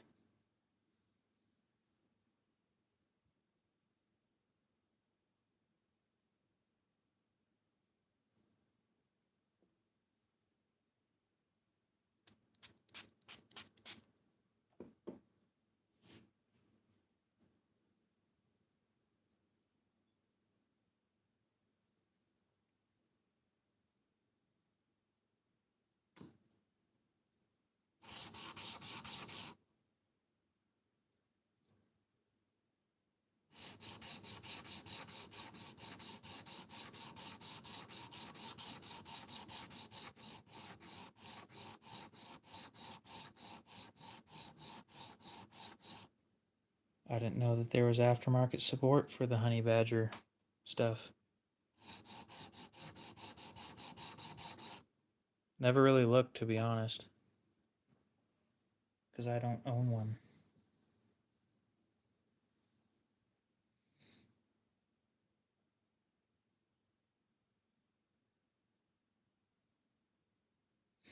We're getting there. I'm starting to see scratches in a few places where I didn't before.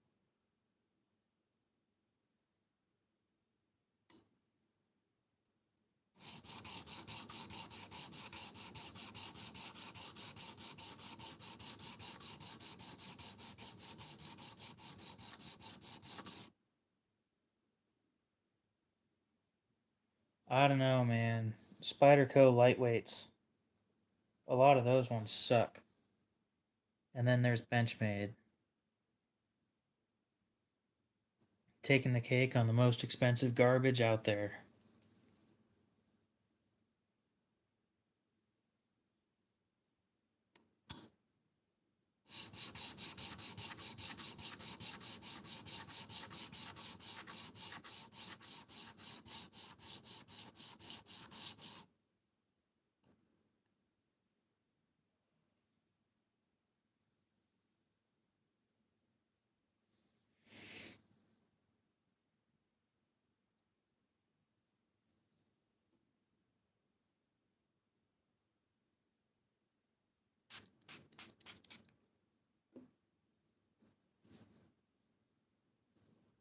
Hmm. There's not a whole lot of aftermarket support for the Sebenza other than reblades. Like, there aren't a ton of companies that make stuff for these things. And the ones that do, most of them are like way overpriced.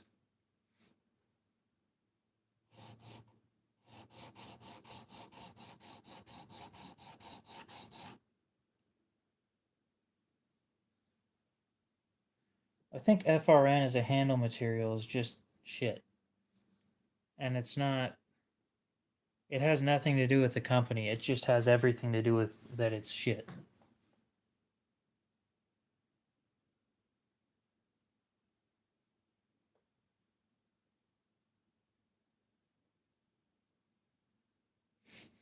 So I can't blame just the company, although the fact that they continue to use it bothers me.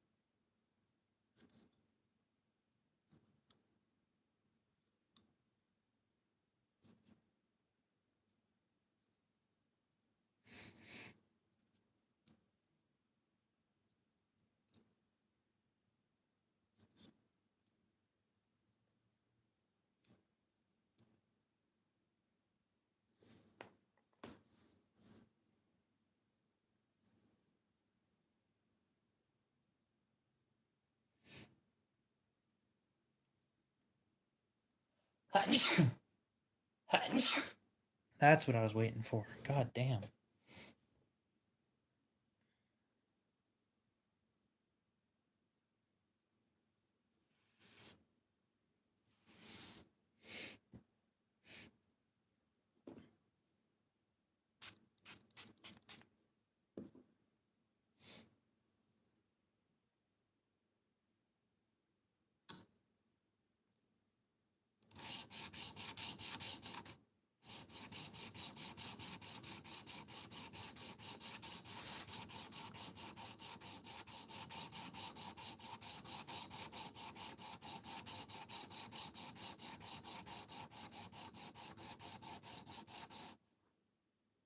Yeah,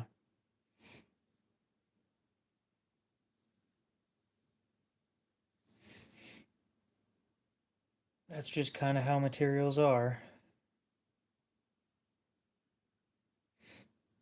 It is heavily dependent on what material it is.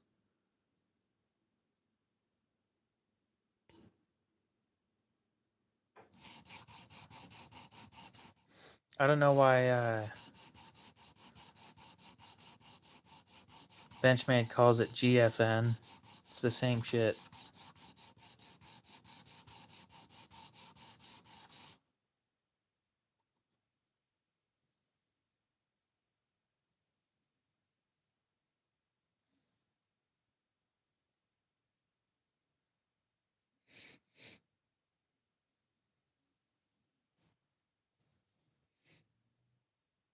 It's just glass filled nylon. It's the same thing.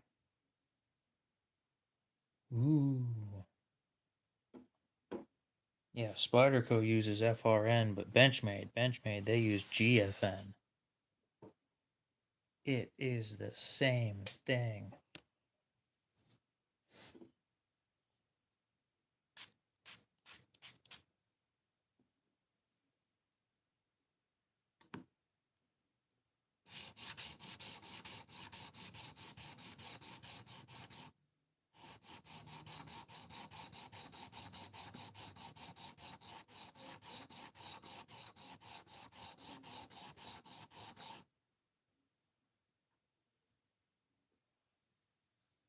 It almost feels like they're lying. Not like really lying, but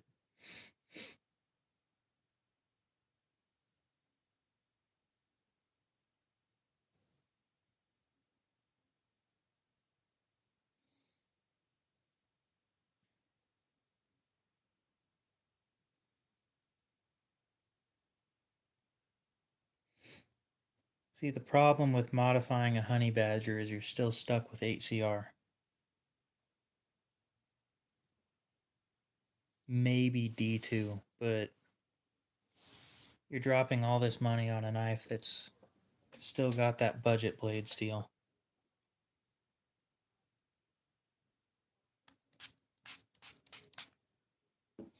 That's one of the nicer things about modifying a Sebenza is you're spending money on something that's already got the blade steel to back it.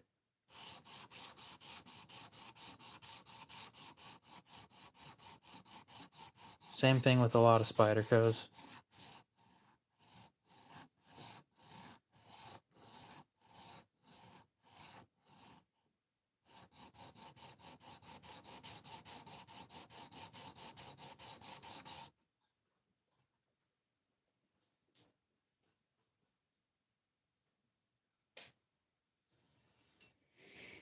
Oh, I hate doing this.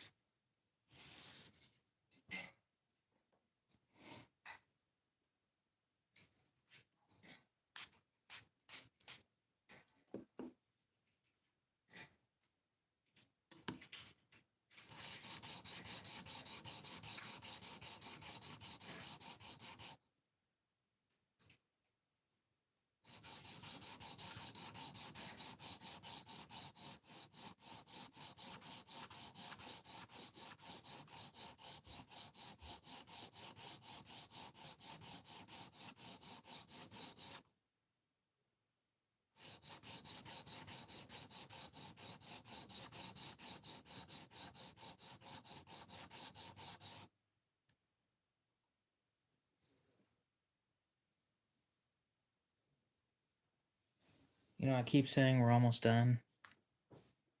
And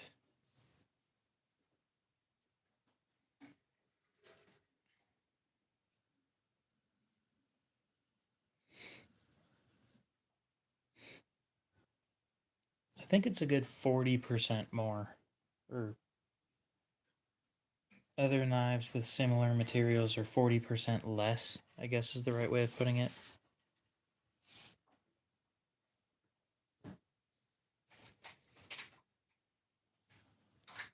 Because percentages work weird.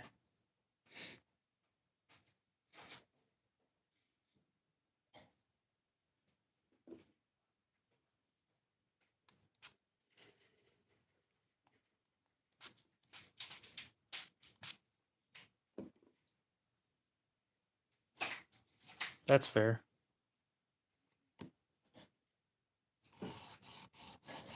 I chose to buy new parts because I didn't want to modify the stock ones and lose my warranty on them.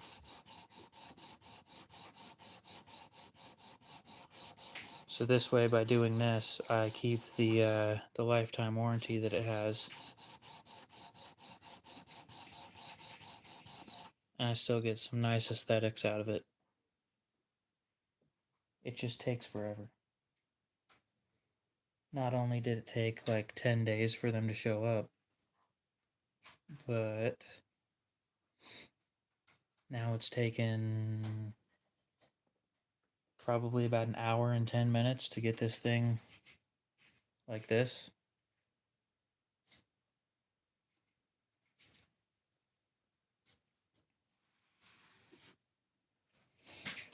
True, but I don't do a whole lot of abuse on my knives.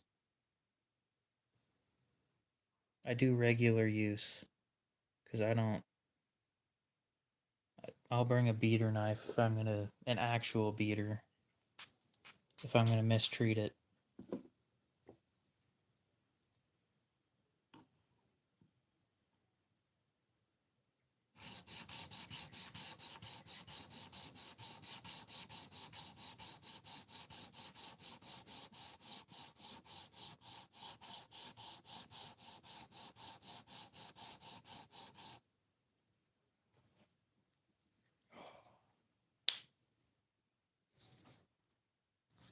That's where it was.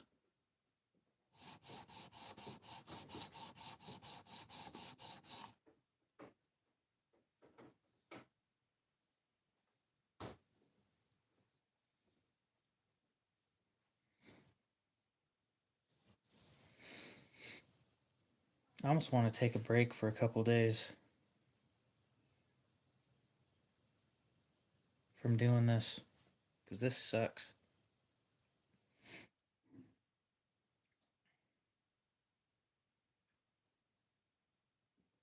It looks so good though.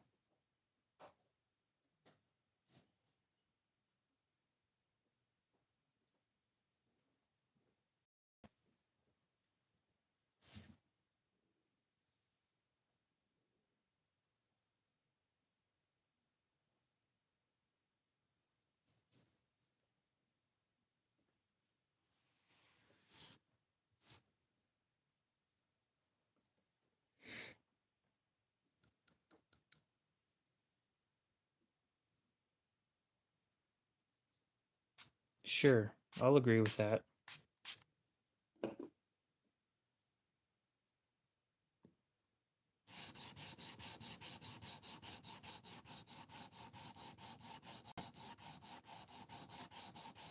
Yeah, 8CR compared to K390, they don't even, not even in the same category at all.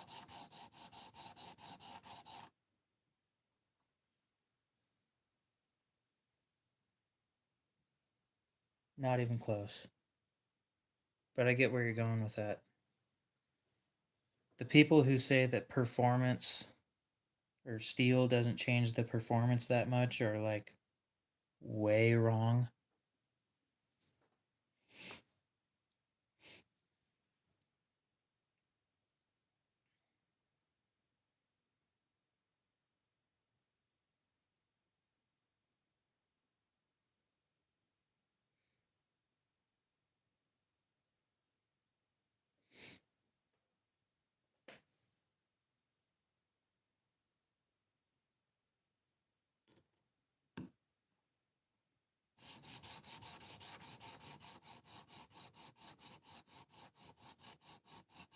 I don't know who that is.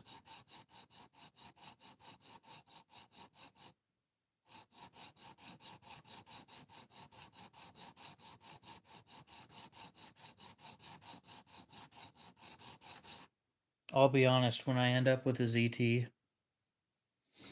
the ZT that I'm thinking about, 562, I will treat that thing horribly.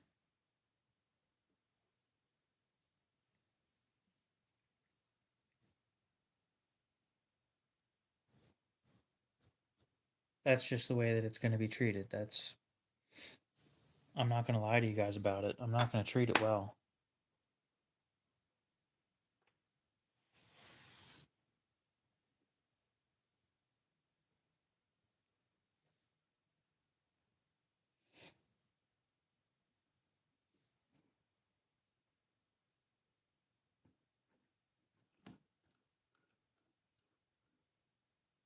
Never watched any video like that.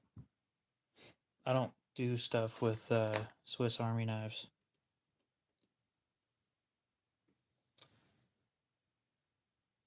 I haven't carried a Swiss Army knife in like 8 years.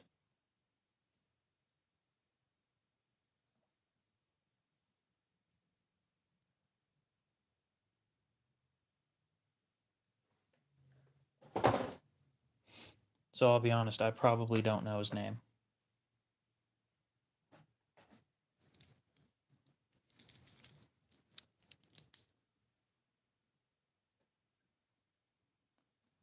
I think I'm going to take a break for a bit.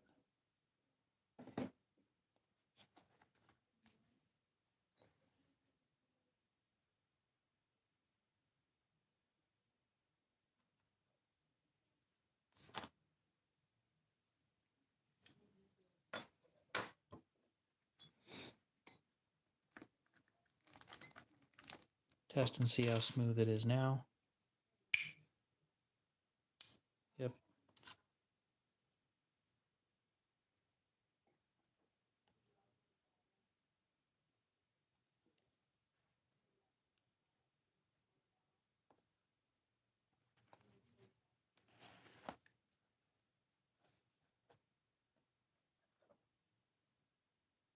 It's got a section up front and a section towards the back where it needs finished, but I'm removing so much material so slowly that I'm getting some muscle fatigue in my shoulders.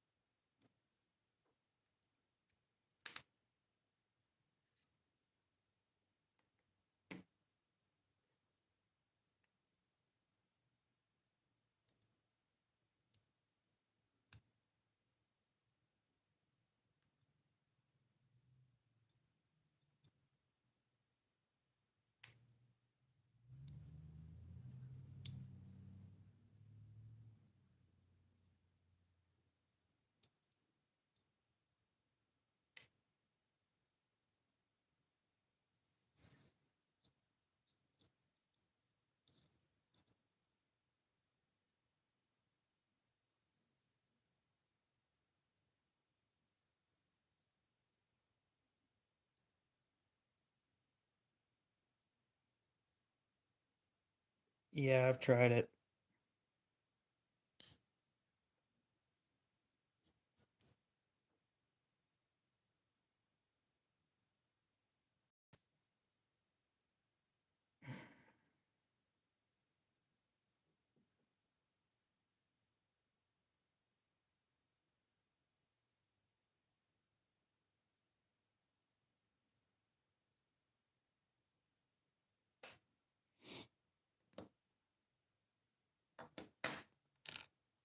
All I have is a set of calipers at the moment.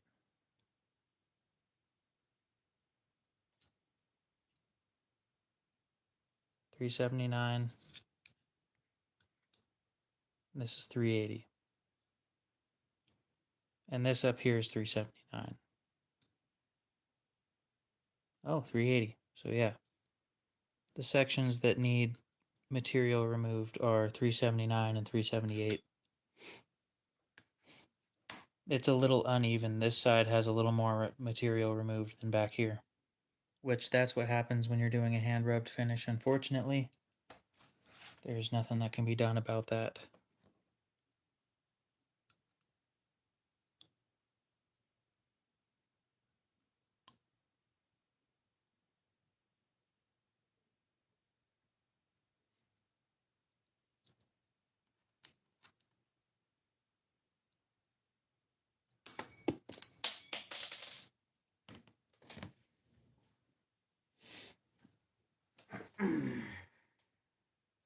It's pretty flat.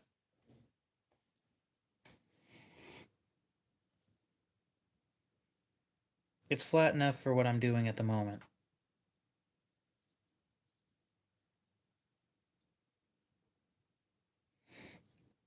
Just me working on my stuff. If I started doing actual custom work for other people, I'd probably need to get something flatter.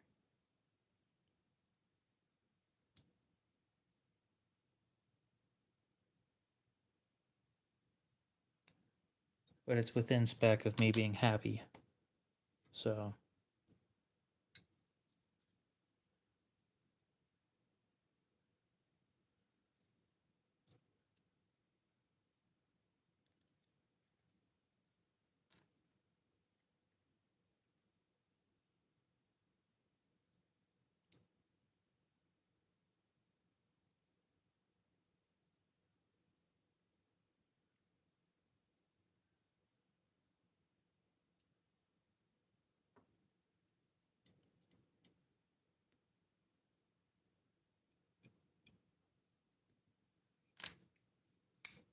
oh my god.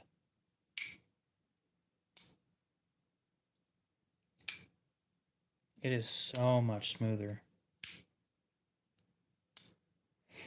That right there is the difference between flat and not flat. This one obviously isn't flat on the inside, which is unfortunate because there's nothing I can do about that.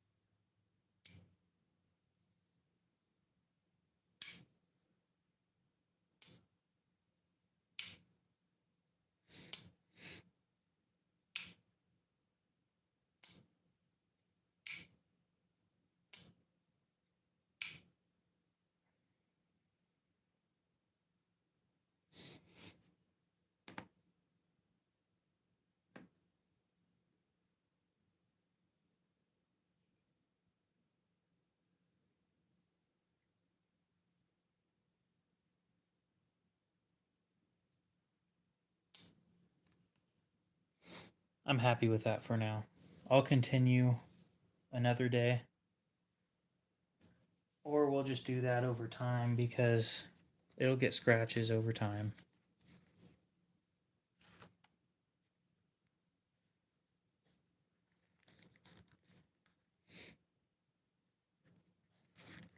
Y'all are asking me to spend more and more money on this shit.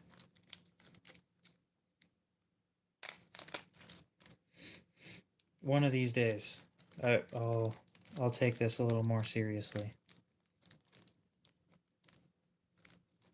But so far, I'm happy with the results that I've gotten. So I'm going to leave it with that. Put the stock scale away, and then we'll get towards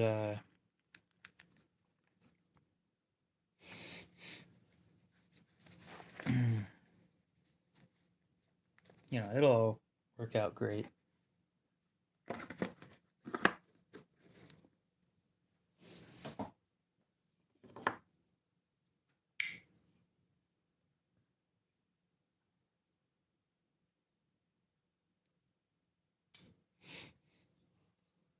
I wouldn't mind having this one purple. The problem is that anodization wears over time, and then it just turns back to silver.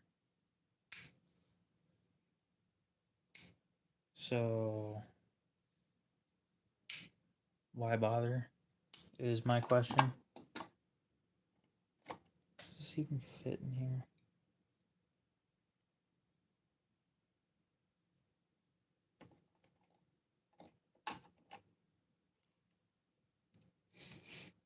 I wish I could get an aftermarket frame.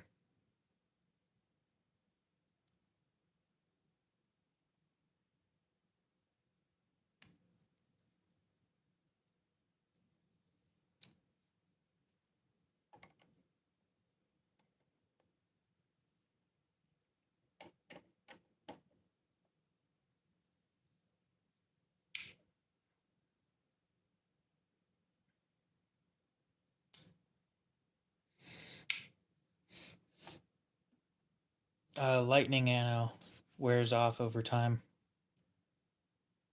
And lightning is a mix between oh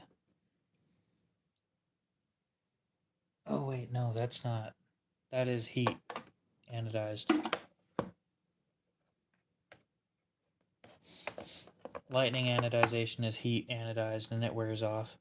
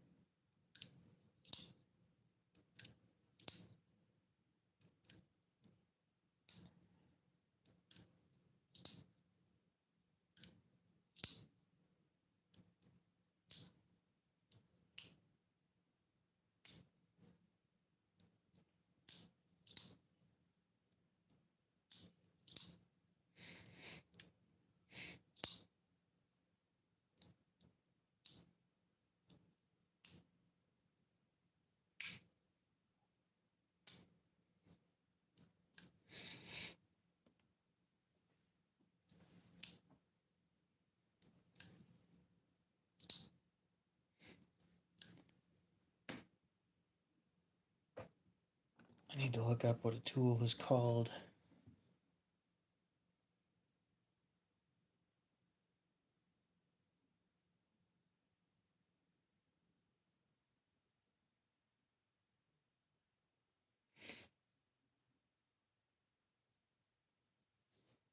Yeah, I know that those are different.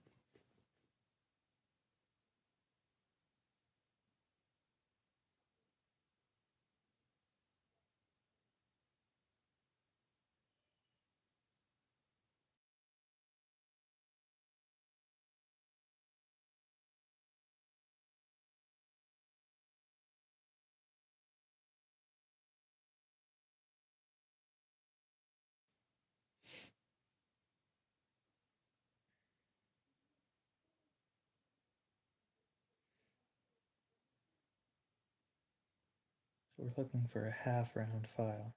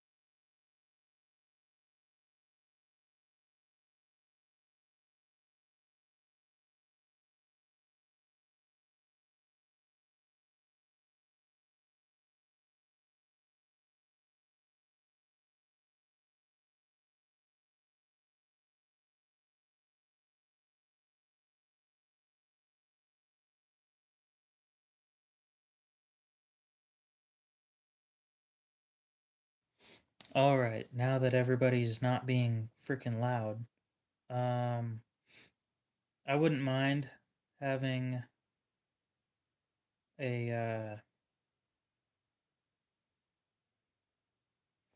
I wouldn't mind having purple thumb studs and hardware, but I'm not gonna run this thing on titanium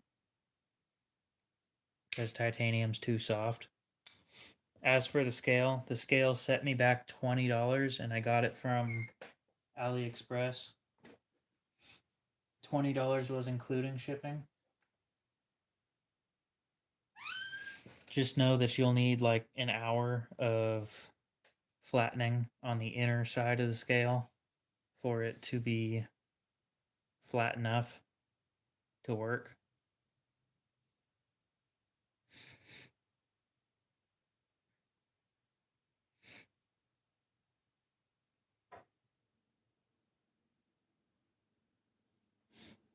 I will be probably getting a new thumb stud for this thing though, and I'll be getting one in silver. So the only touch of color on this thing will be the lanyard pin that's blue.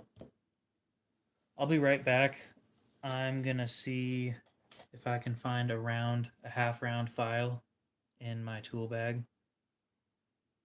And if not, then oh well. If I can, then we'll continue modifying.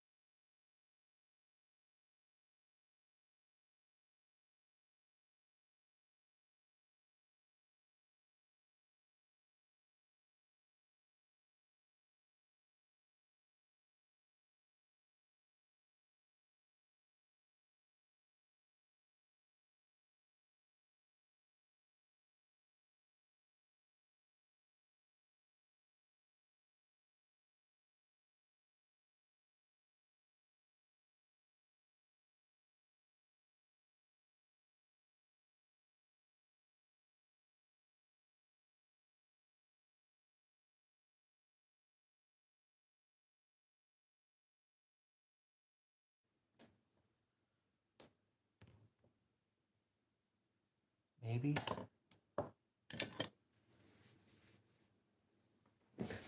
Maybe not. We'll find out.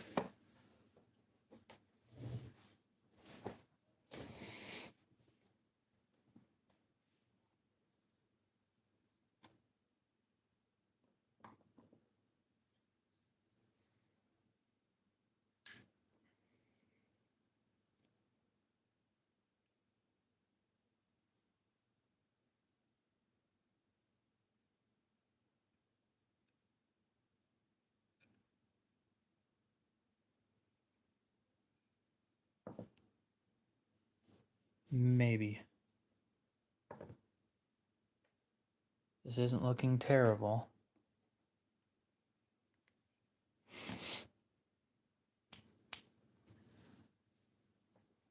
Tool to take these things apart.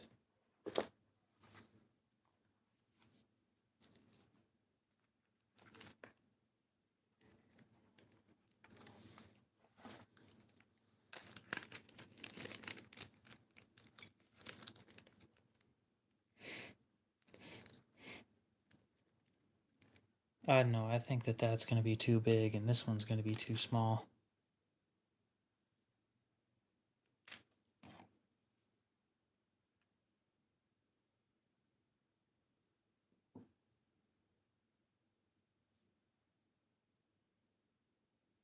I need one that's like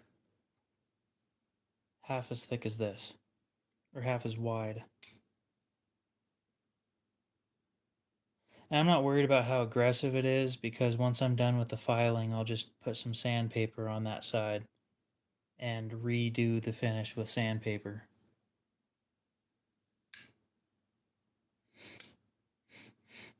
Then we get it glass blasted or sand blasted or whatever, and we redo the flattening. Or we redo the rubbed finish. And everything will be all good.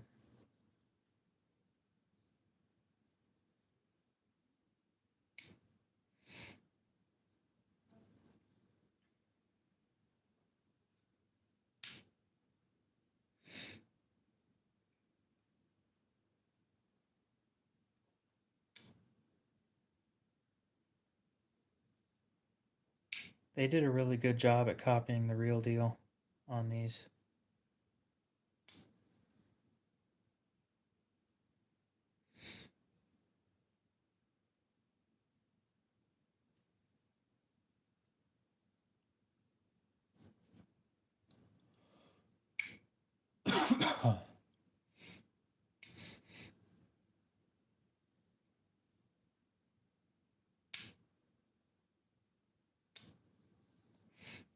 Well, let's try and find me a file then.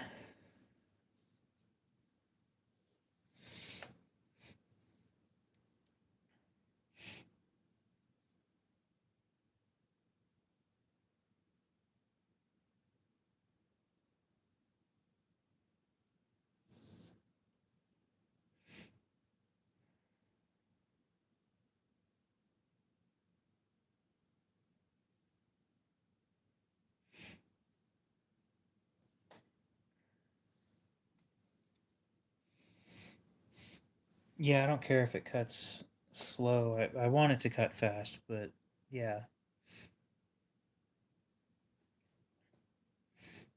And I don't think it'll leave a great finish because the teeth on these rounded ones are squared. So they've got flat spots. It's going to leave flat spots in the finish, and that's going to catch on things.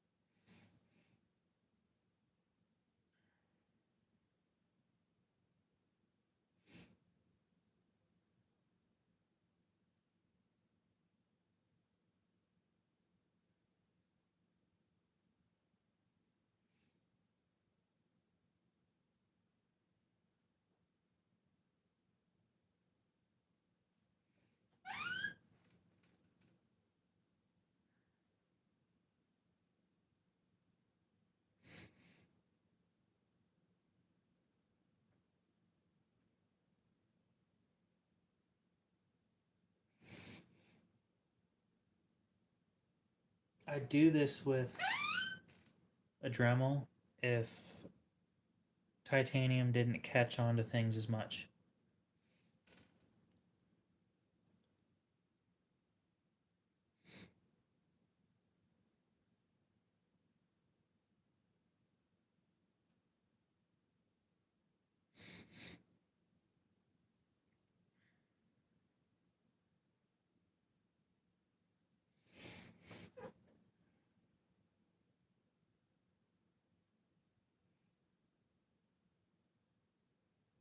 But titanium is a grabby material, and if you're sitting there sanding, then it's not going to be fun.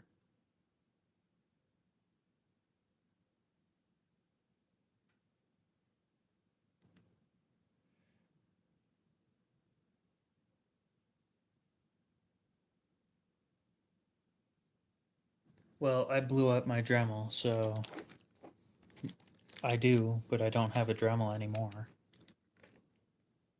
I think the better idea, because the Dremels never move slow enough. I think I'm just going to wrap this in tape and then stick sandpaper on this.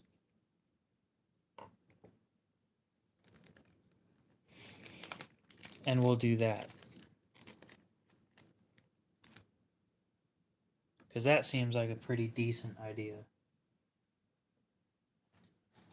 Not perfect, but good. And we'll see how that works.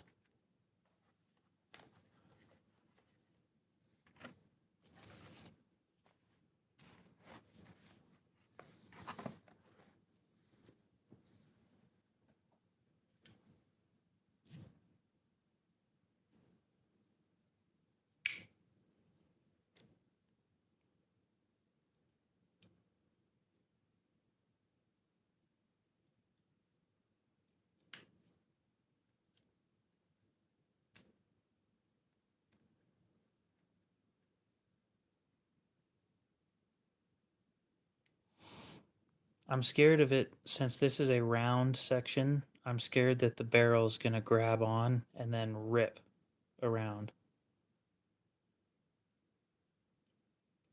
And it's not going to look good if it does that.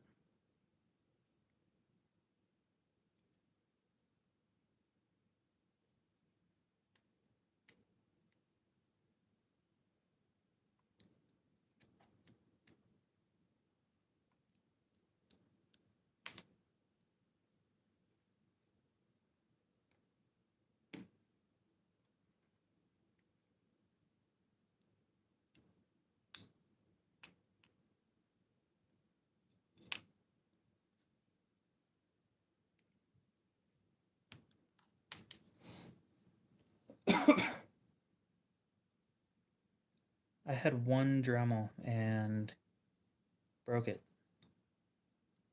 I'm not going to completely blame myself, because I think the thing cost me like $10 new.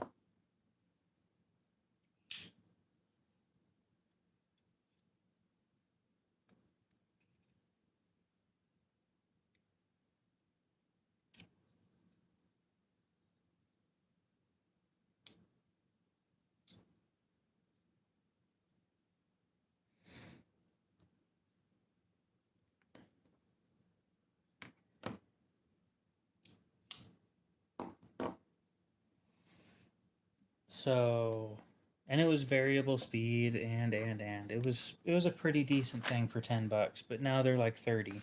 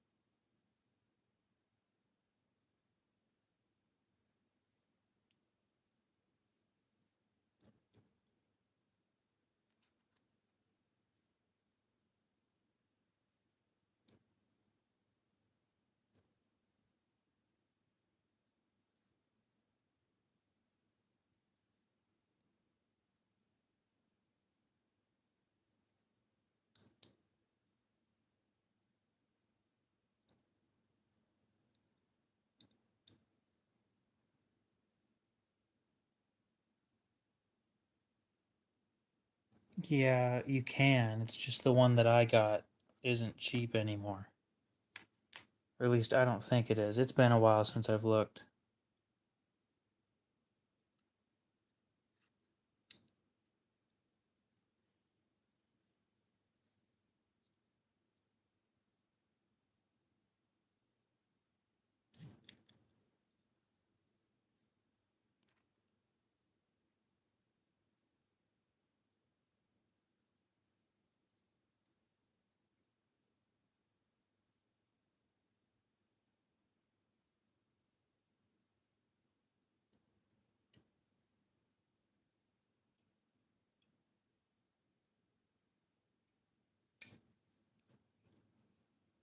All I know is when this thing's all done, it's going to be amazing.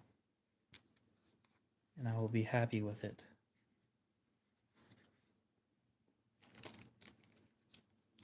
Just wish it didn't take so damn long. But when you want tight tolerances, this is what you do.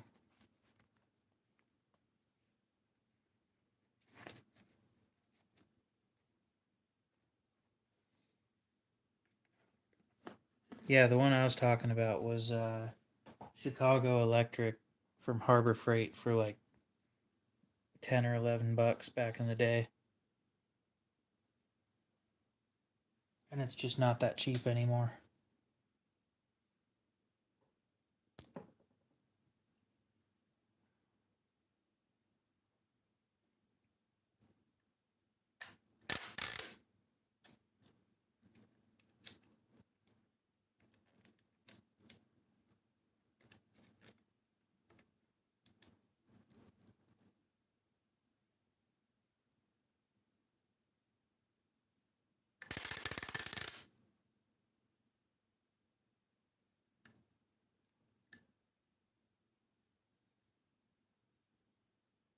Probably.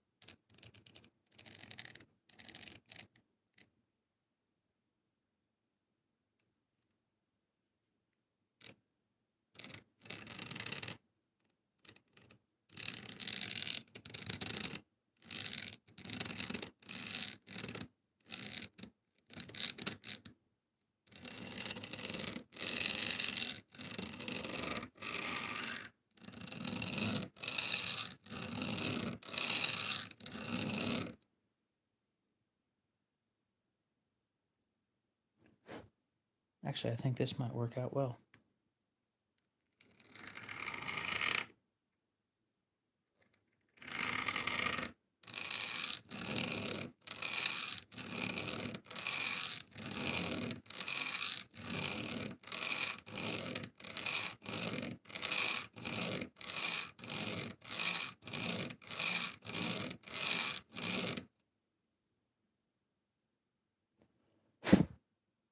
As long as I'm being super consistent with it. Which that looks pretty consistent to me. It's just going to take forever. And off we go.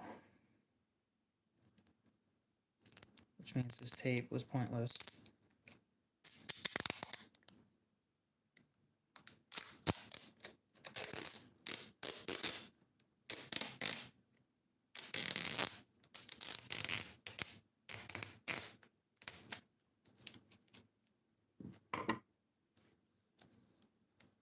Actually, oh, that might be useful.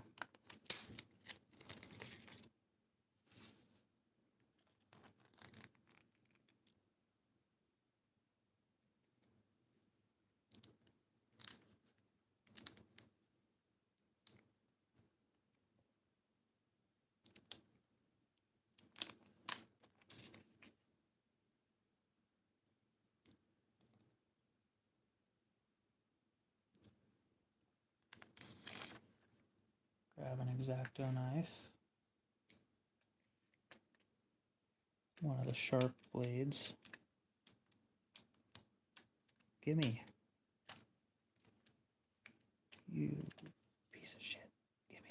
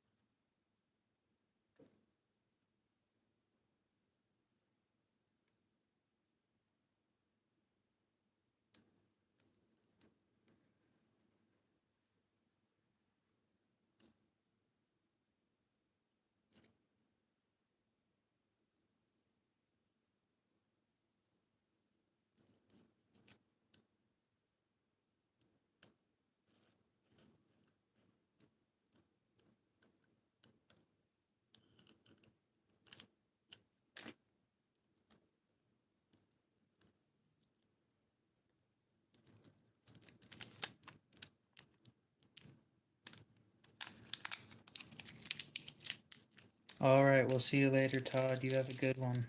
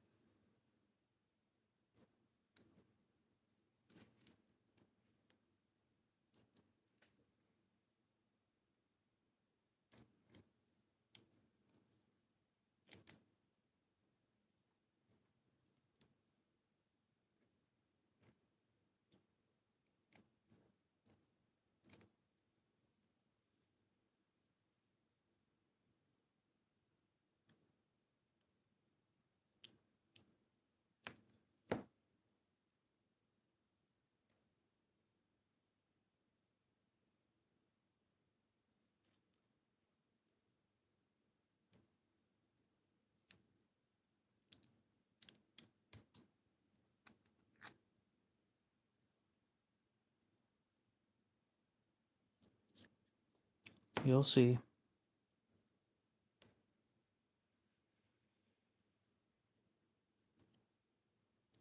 We're modifying this front scale.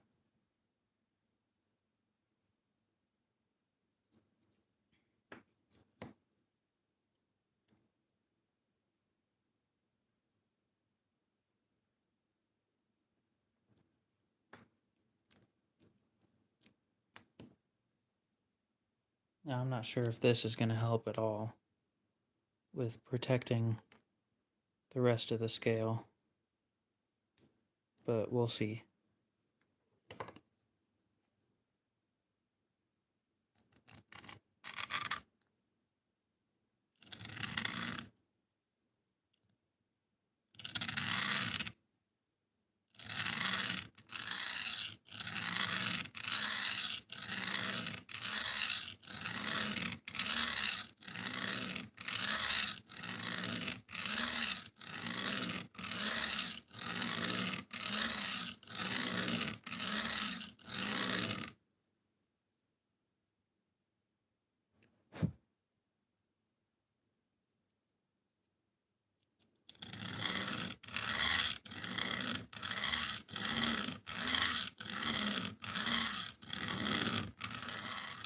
Yep, titanium.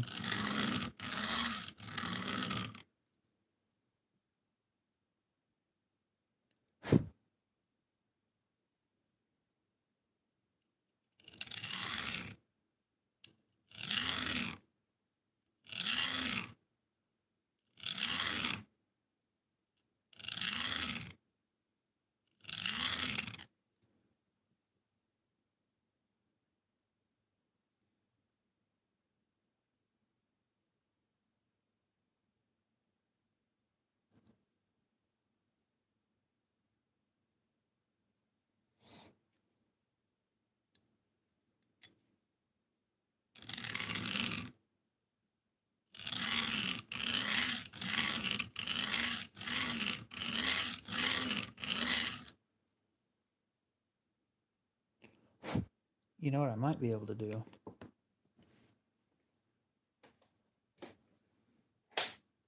Grab my vise and use my vise to hold the scale in one spot for an extended period of time so that I'm not sitting there wearing out my wrist.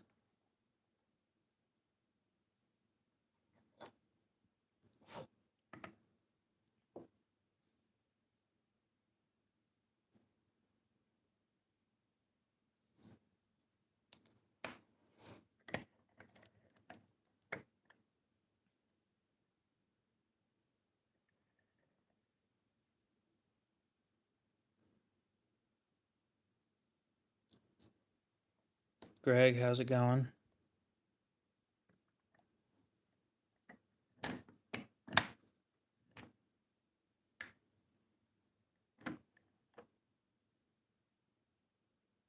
I'm not super worried about how much force I'm putting into it.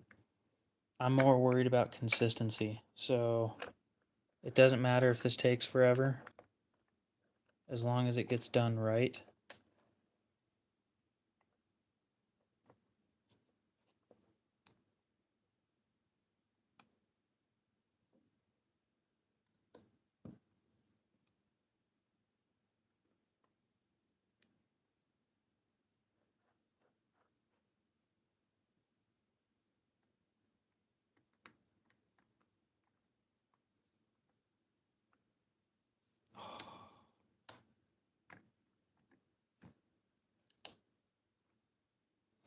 We're modifying a front scale for a Sabenza.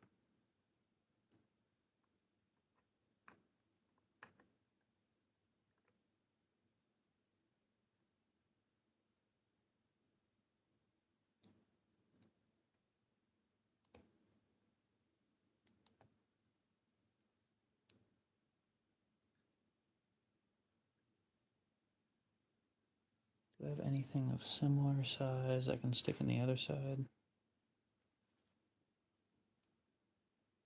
Oh, that'll work.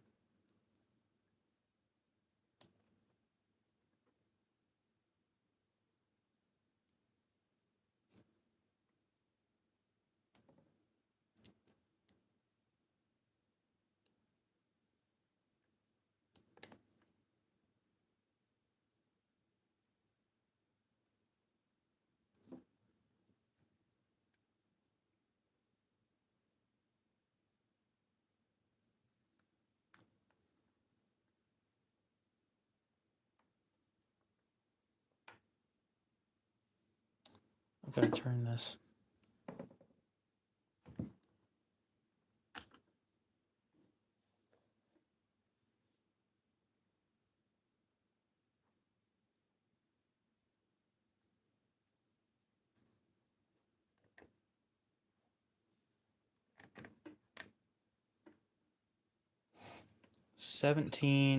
$30 from Harbor Freight.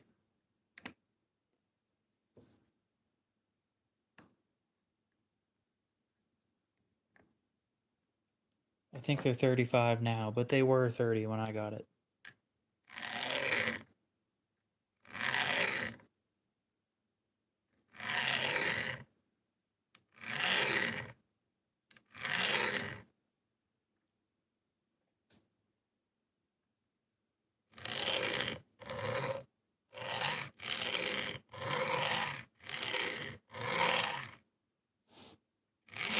Angel Spins, what's up?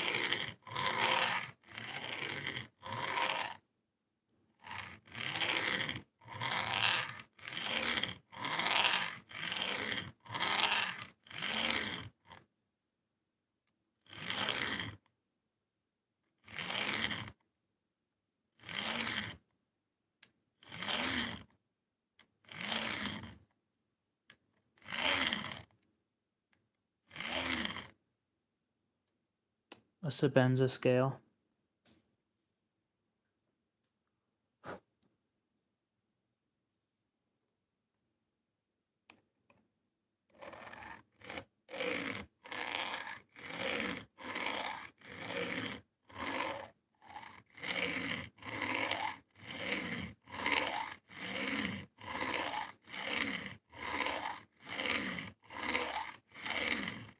Well, it's an aftermarket one from China, but it sounds better when I make it sound like it's real.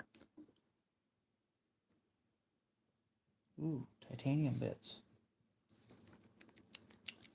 Mm.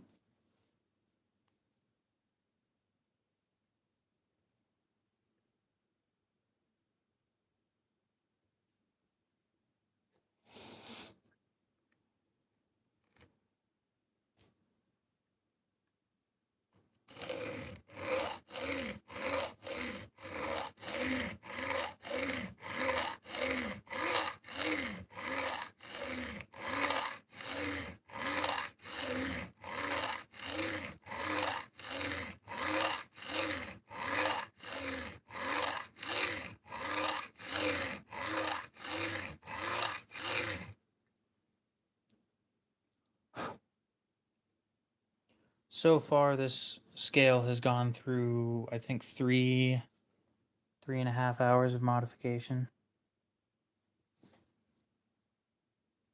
I doubt you take that long to do stuff yet. No. I have not yet. Need a better look at it. Well, that just works.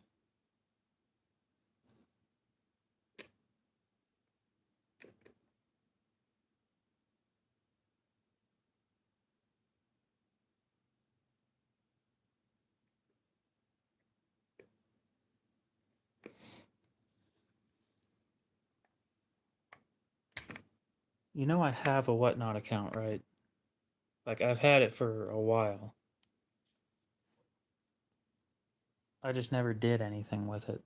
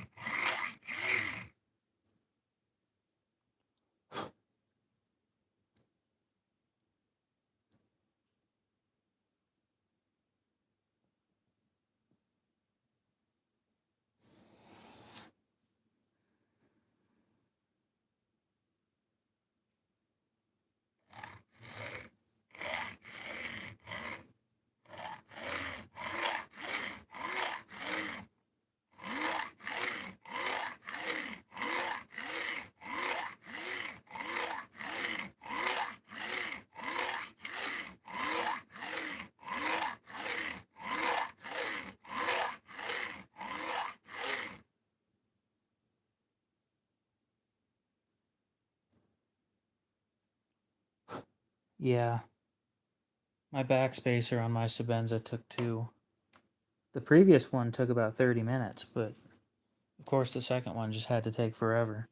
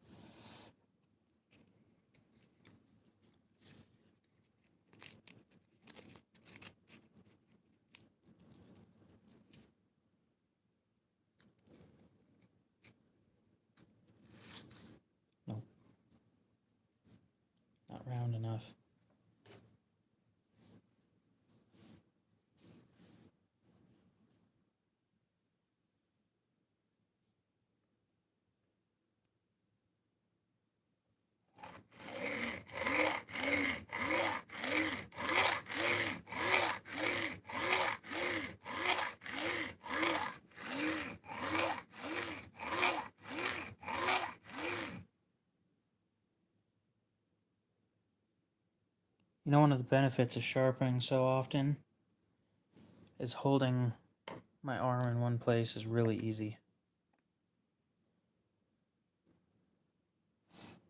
I'll be honest, I thought I needed that tape to protect the rest of the scale. At this point, I don't think I do.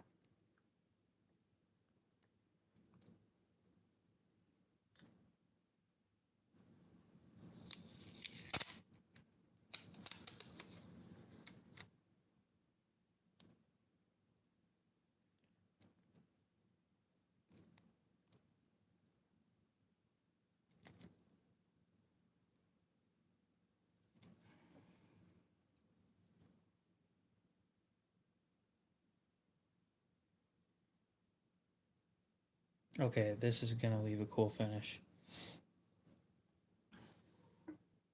No, this is outside of the scale. So, let me pull out my Sebenza and show you guys. Okay, factory scale, aftermarket. All that finish was me, which is why it isn't done yet. So you can see right here how thick it is after the chamfering.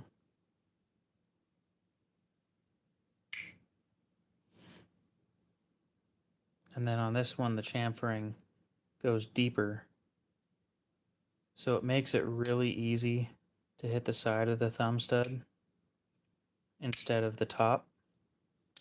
But when you have it on this one, it's missing that cutout that makes it easy.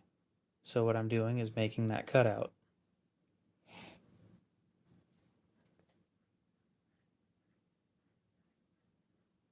And this has nothing to do with being bored. It's just me wanting the perfect knife. It's going to take forever.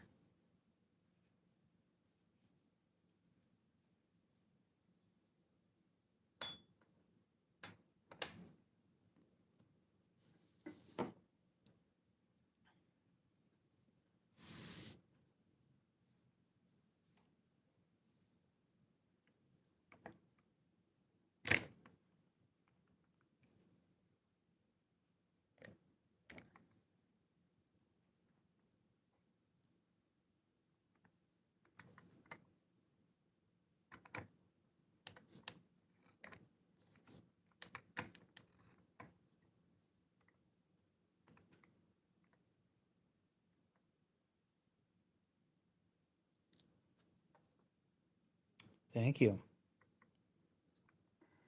It's fairly inexpensive.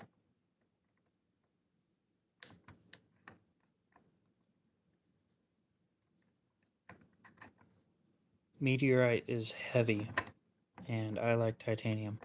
I like the look of meteorite, but it's missing the weight savings. So if anything, I'd get titanium scales with a meteorite inlay.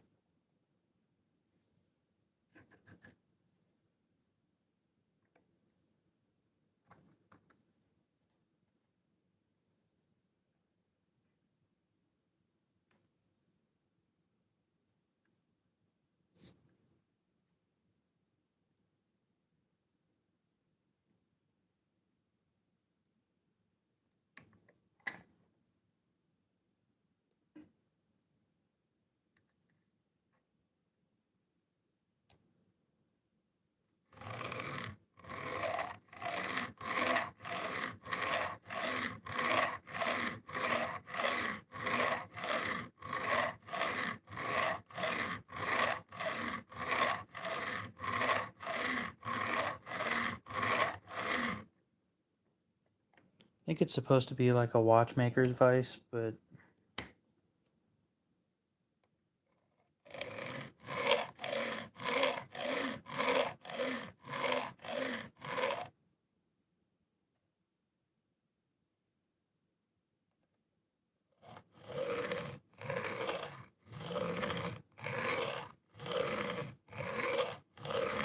nope, I didn't.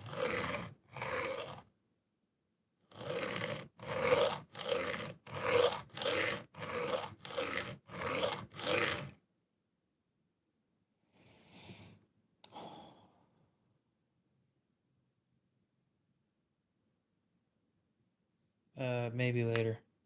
No, the angle's supposed to be shallow. I expect the cut to end like right here. It's just going to take forever. Again, the downside of perfection is it takes forever.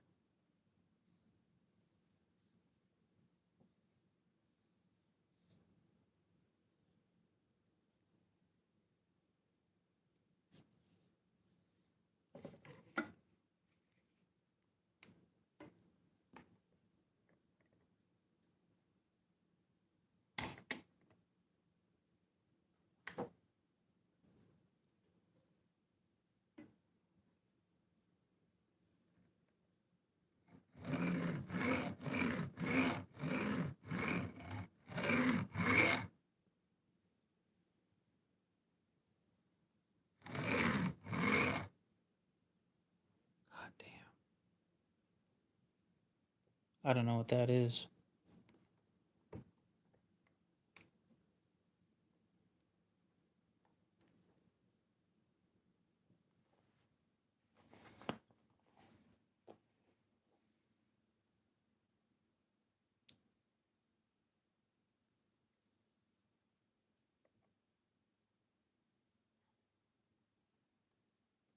Nice.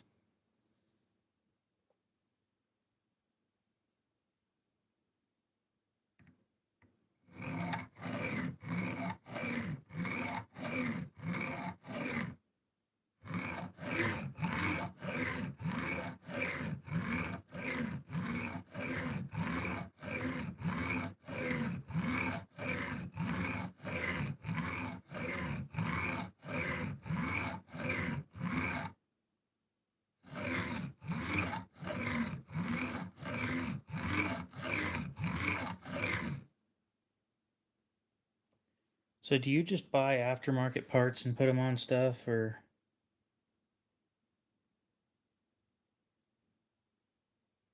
do you actually make aftermarket parts?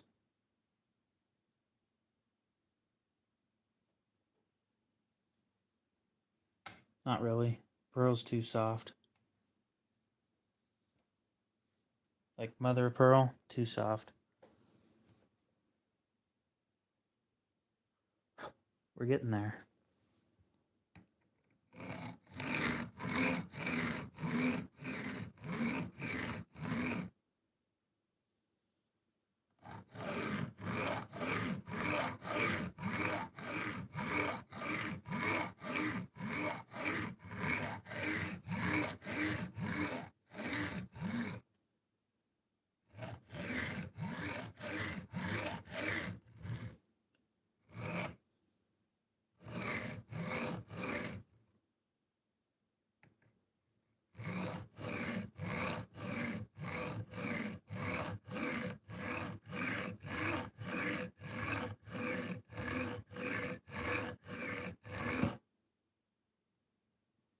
Knew that was going to happen eventually.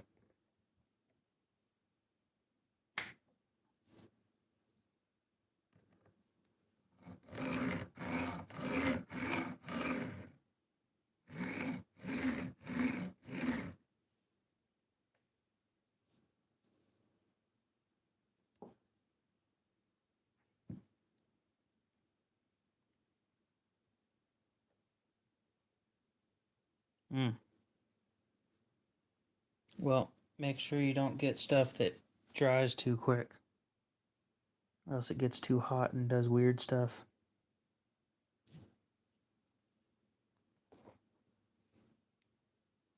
No, I was just curious. I don't usually consider stuff custom unless somebody's making something or heavily modifying. Like, this is a custom piece, not just aftermarket, it is custom. Especially at this point with how much shit I've done to it.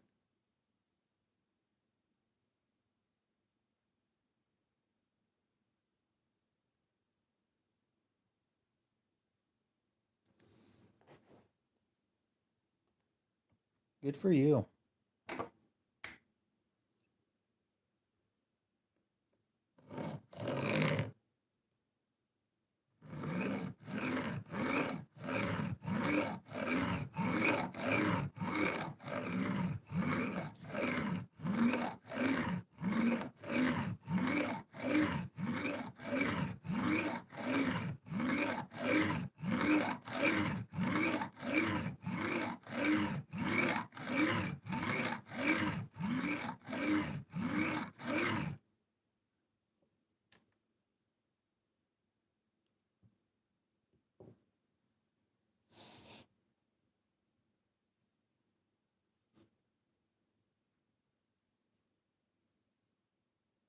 one of your shows on Whatnot? Probably not.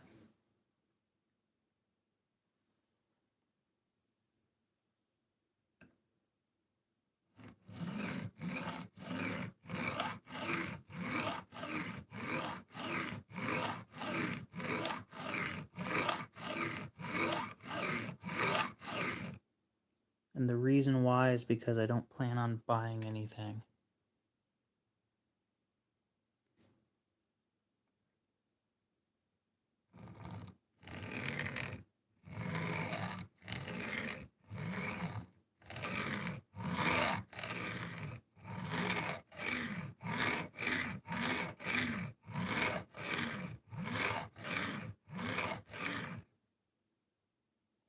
I'm not trying to be a douche, but I don't have the money to be going to.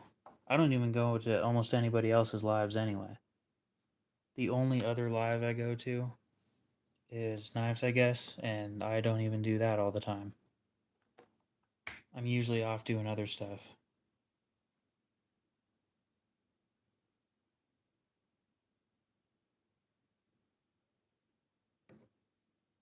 You don't have anywhere near as many followers as I do.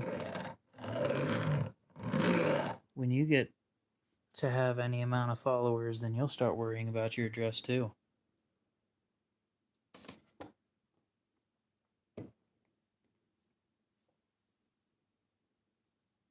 And it's not only my choice, because I'm not the only person that lives here.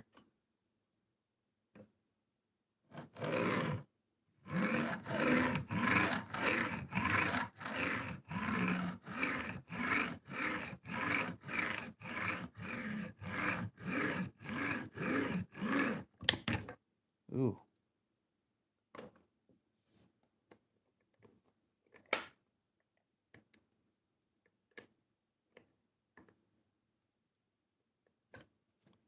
Good for you, dude. That's awesome. Damn it. Stay there.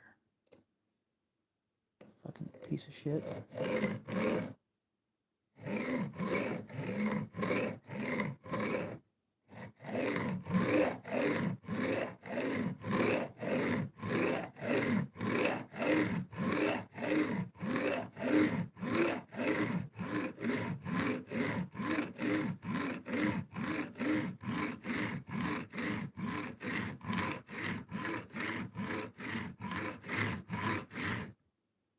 Yeah. Did you mean McNeese or Neves?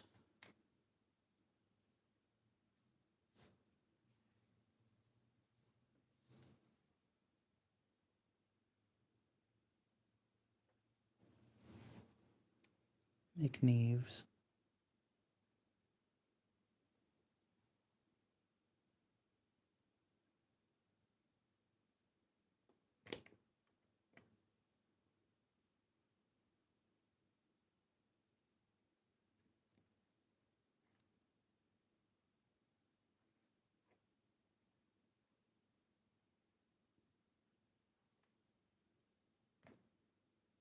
I don't think that there's an E at the end of his name.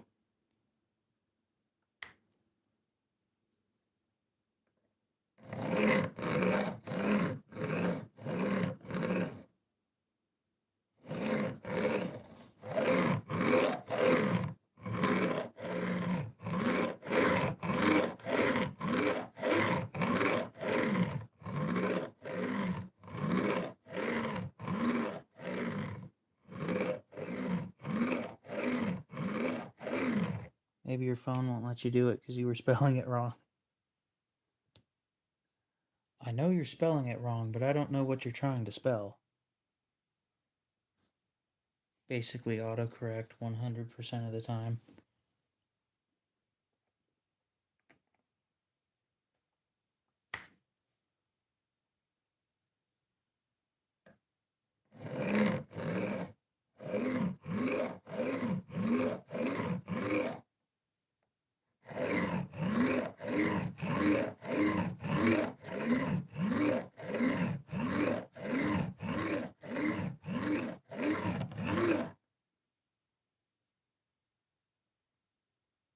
A thumb ramp is what I'm trying to achieve.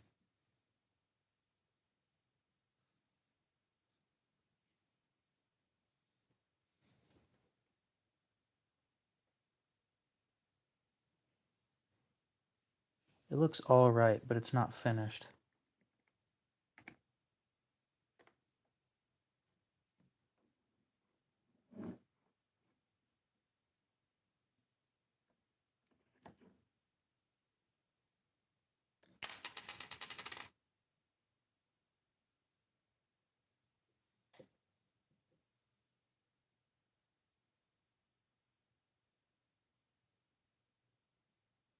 Actually, that may be enough.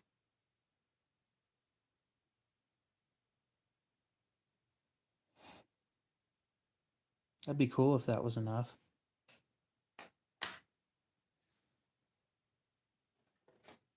You should have said, I want to be the very best.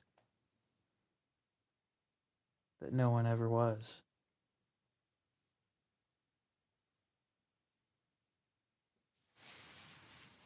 They still making episodes of Pokemon?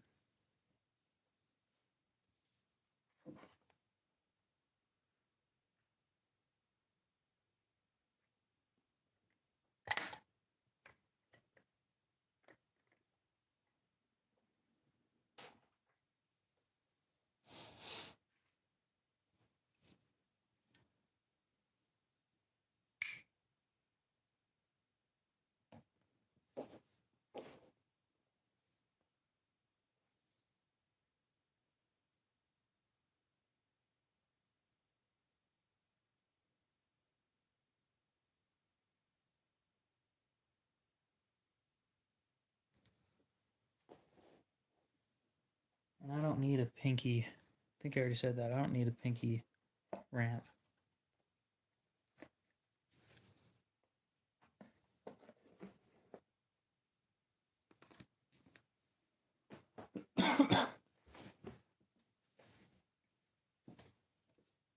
I'm hoping that that thumb ramp that I just made was enough. Because this is taking so long.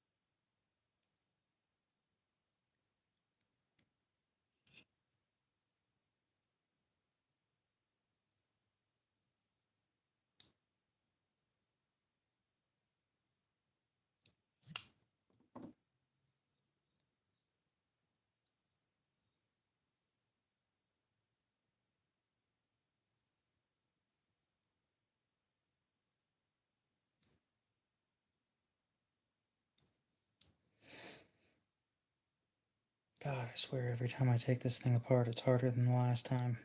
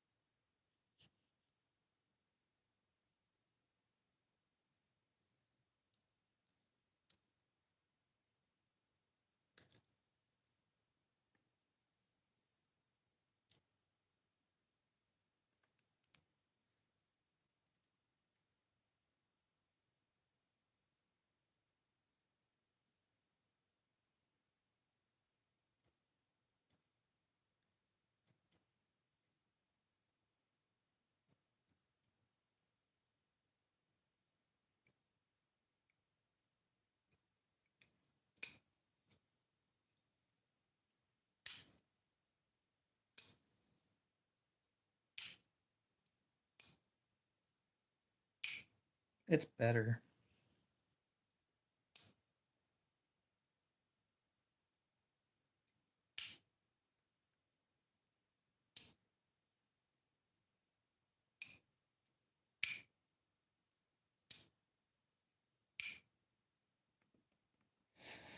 Still not quite there yet, but I'm done for tonight. I am wiped out.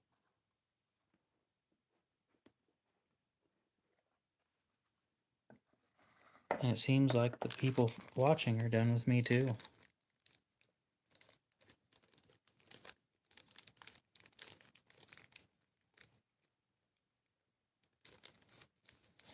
Although I do appreciate how many people I saw in here tonight.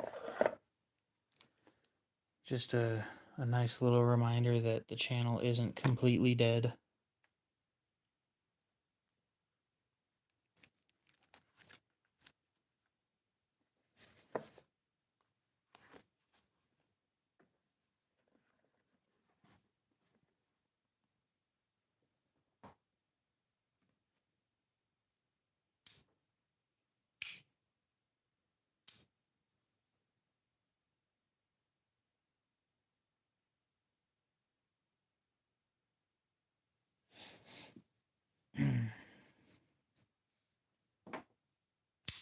I think we will go ahead and end it there. I do appreciate you guys watching. Hopefully you have a great rest of your night, day, morning, whatever it is. And we'll see you in the next one.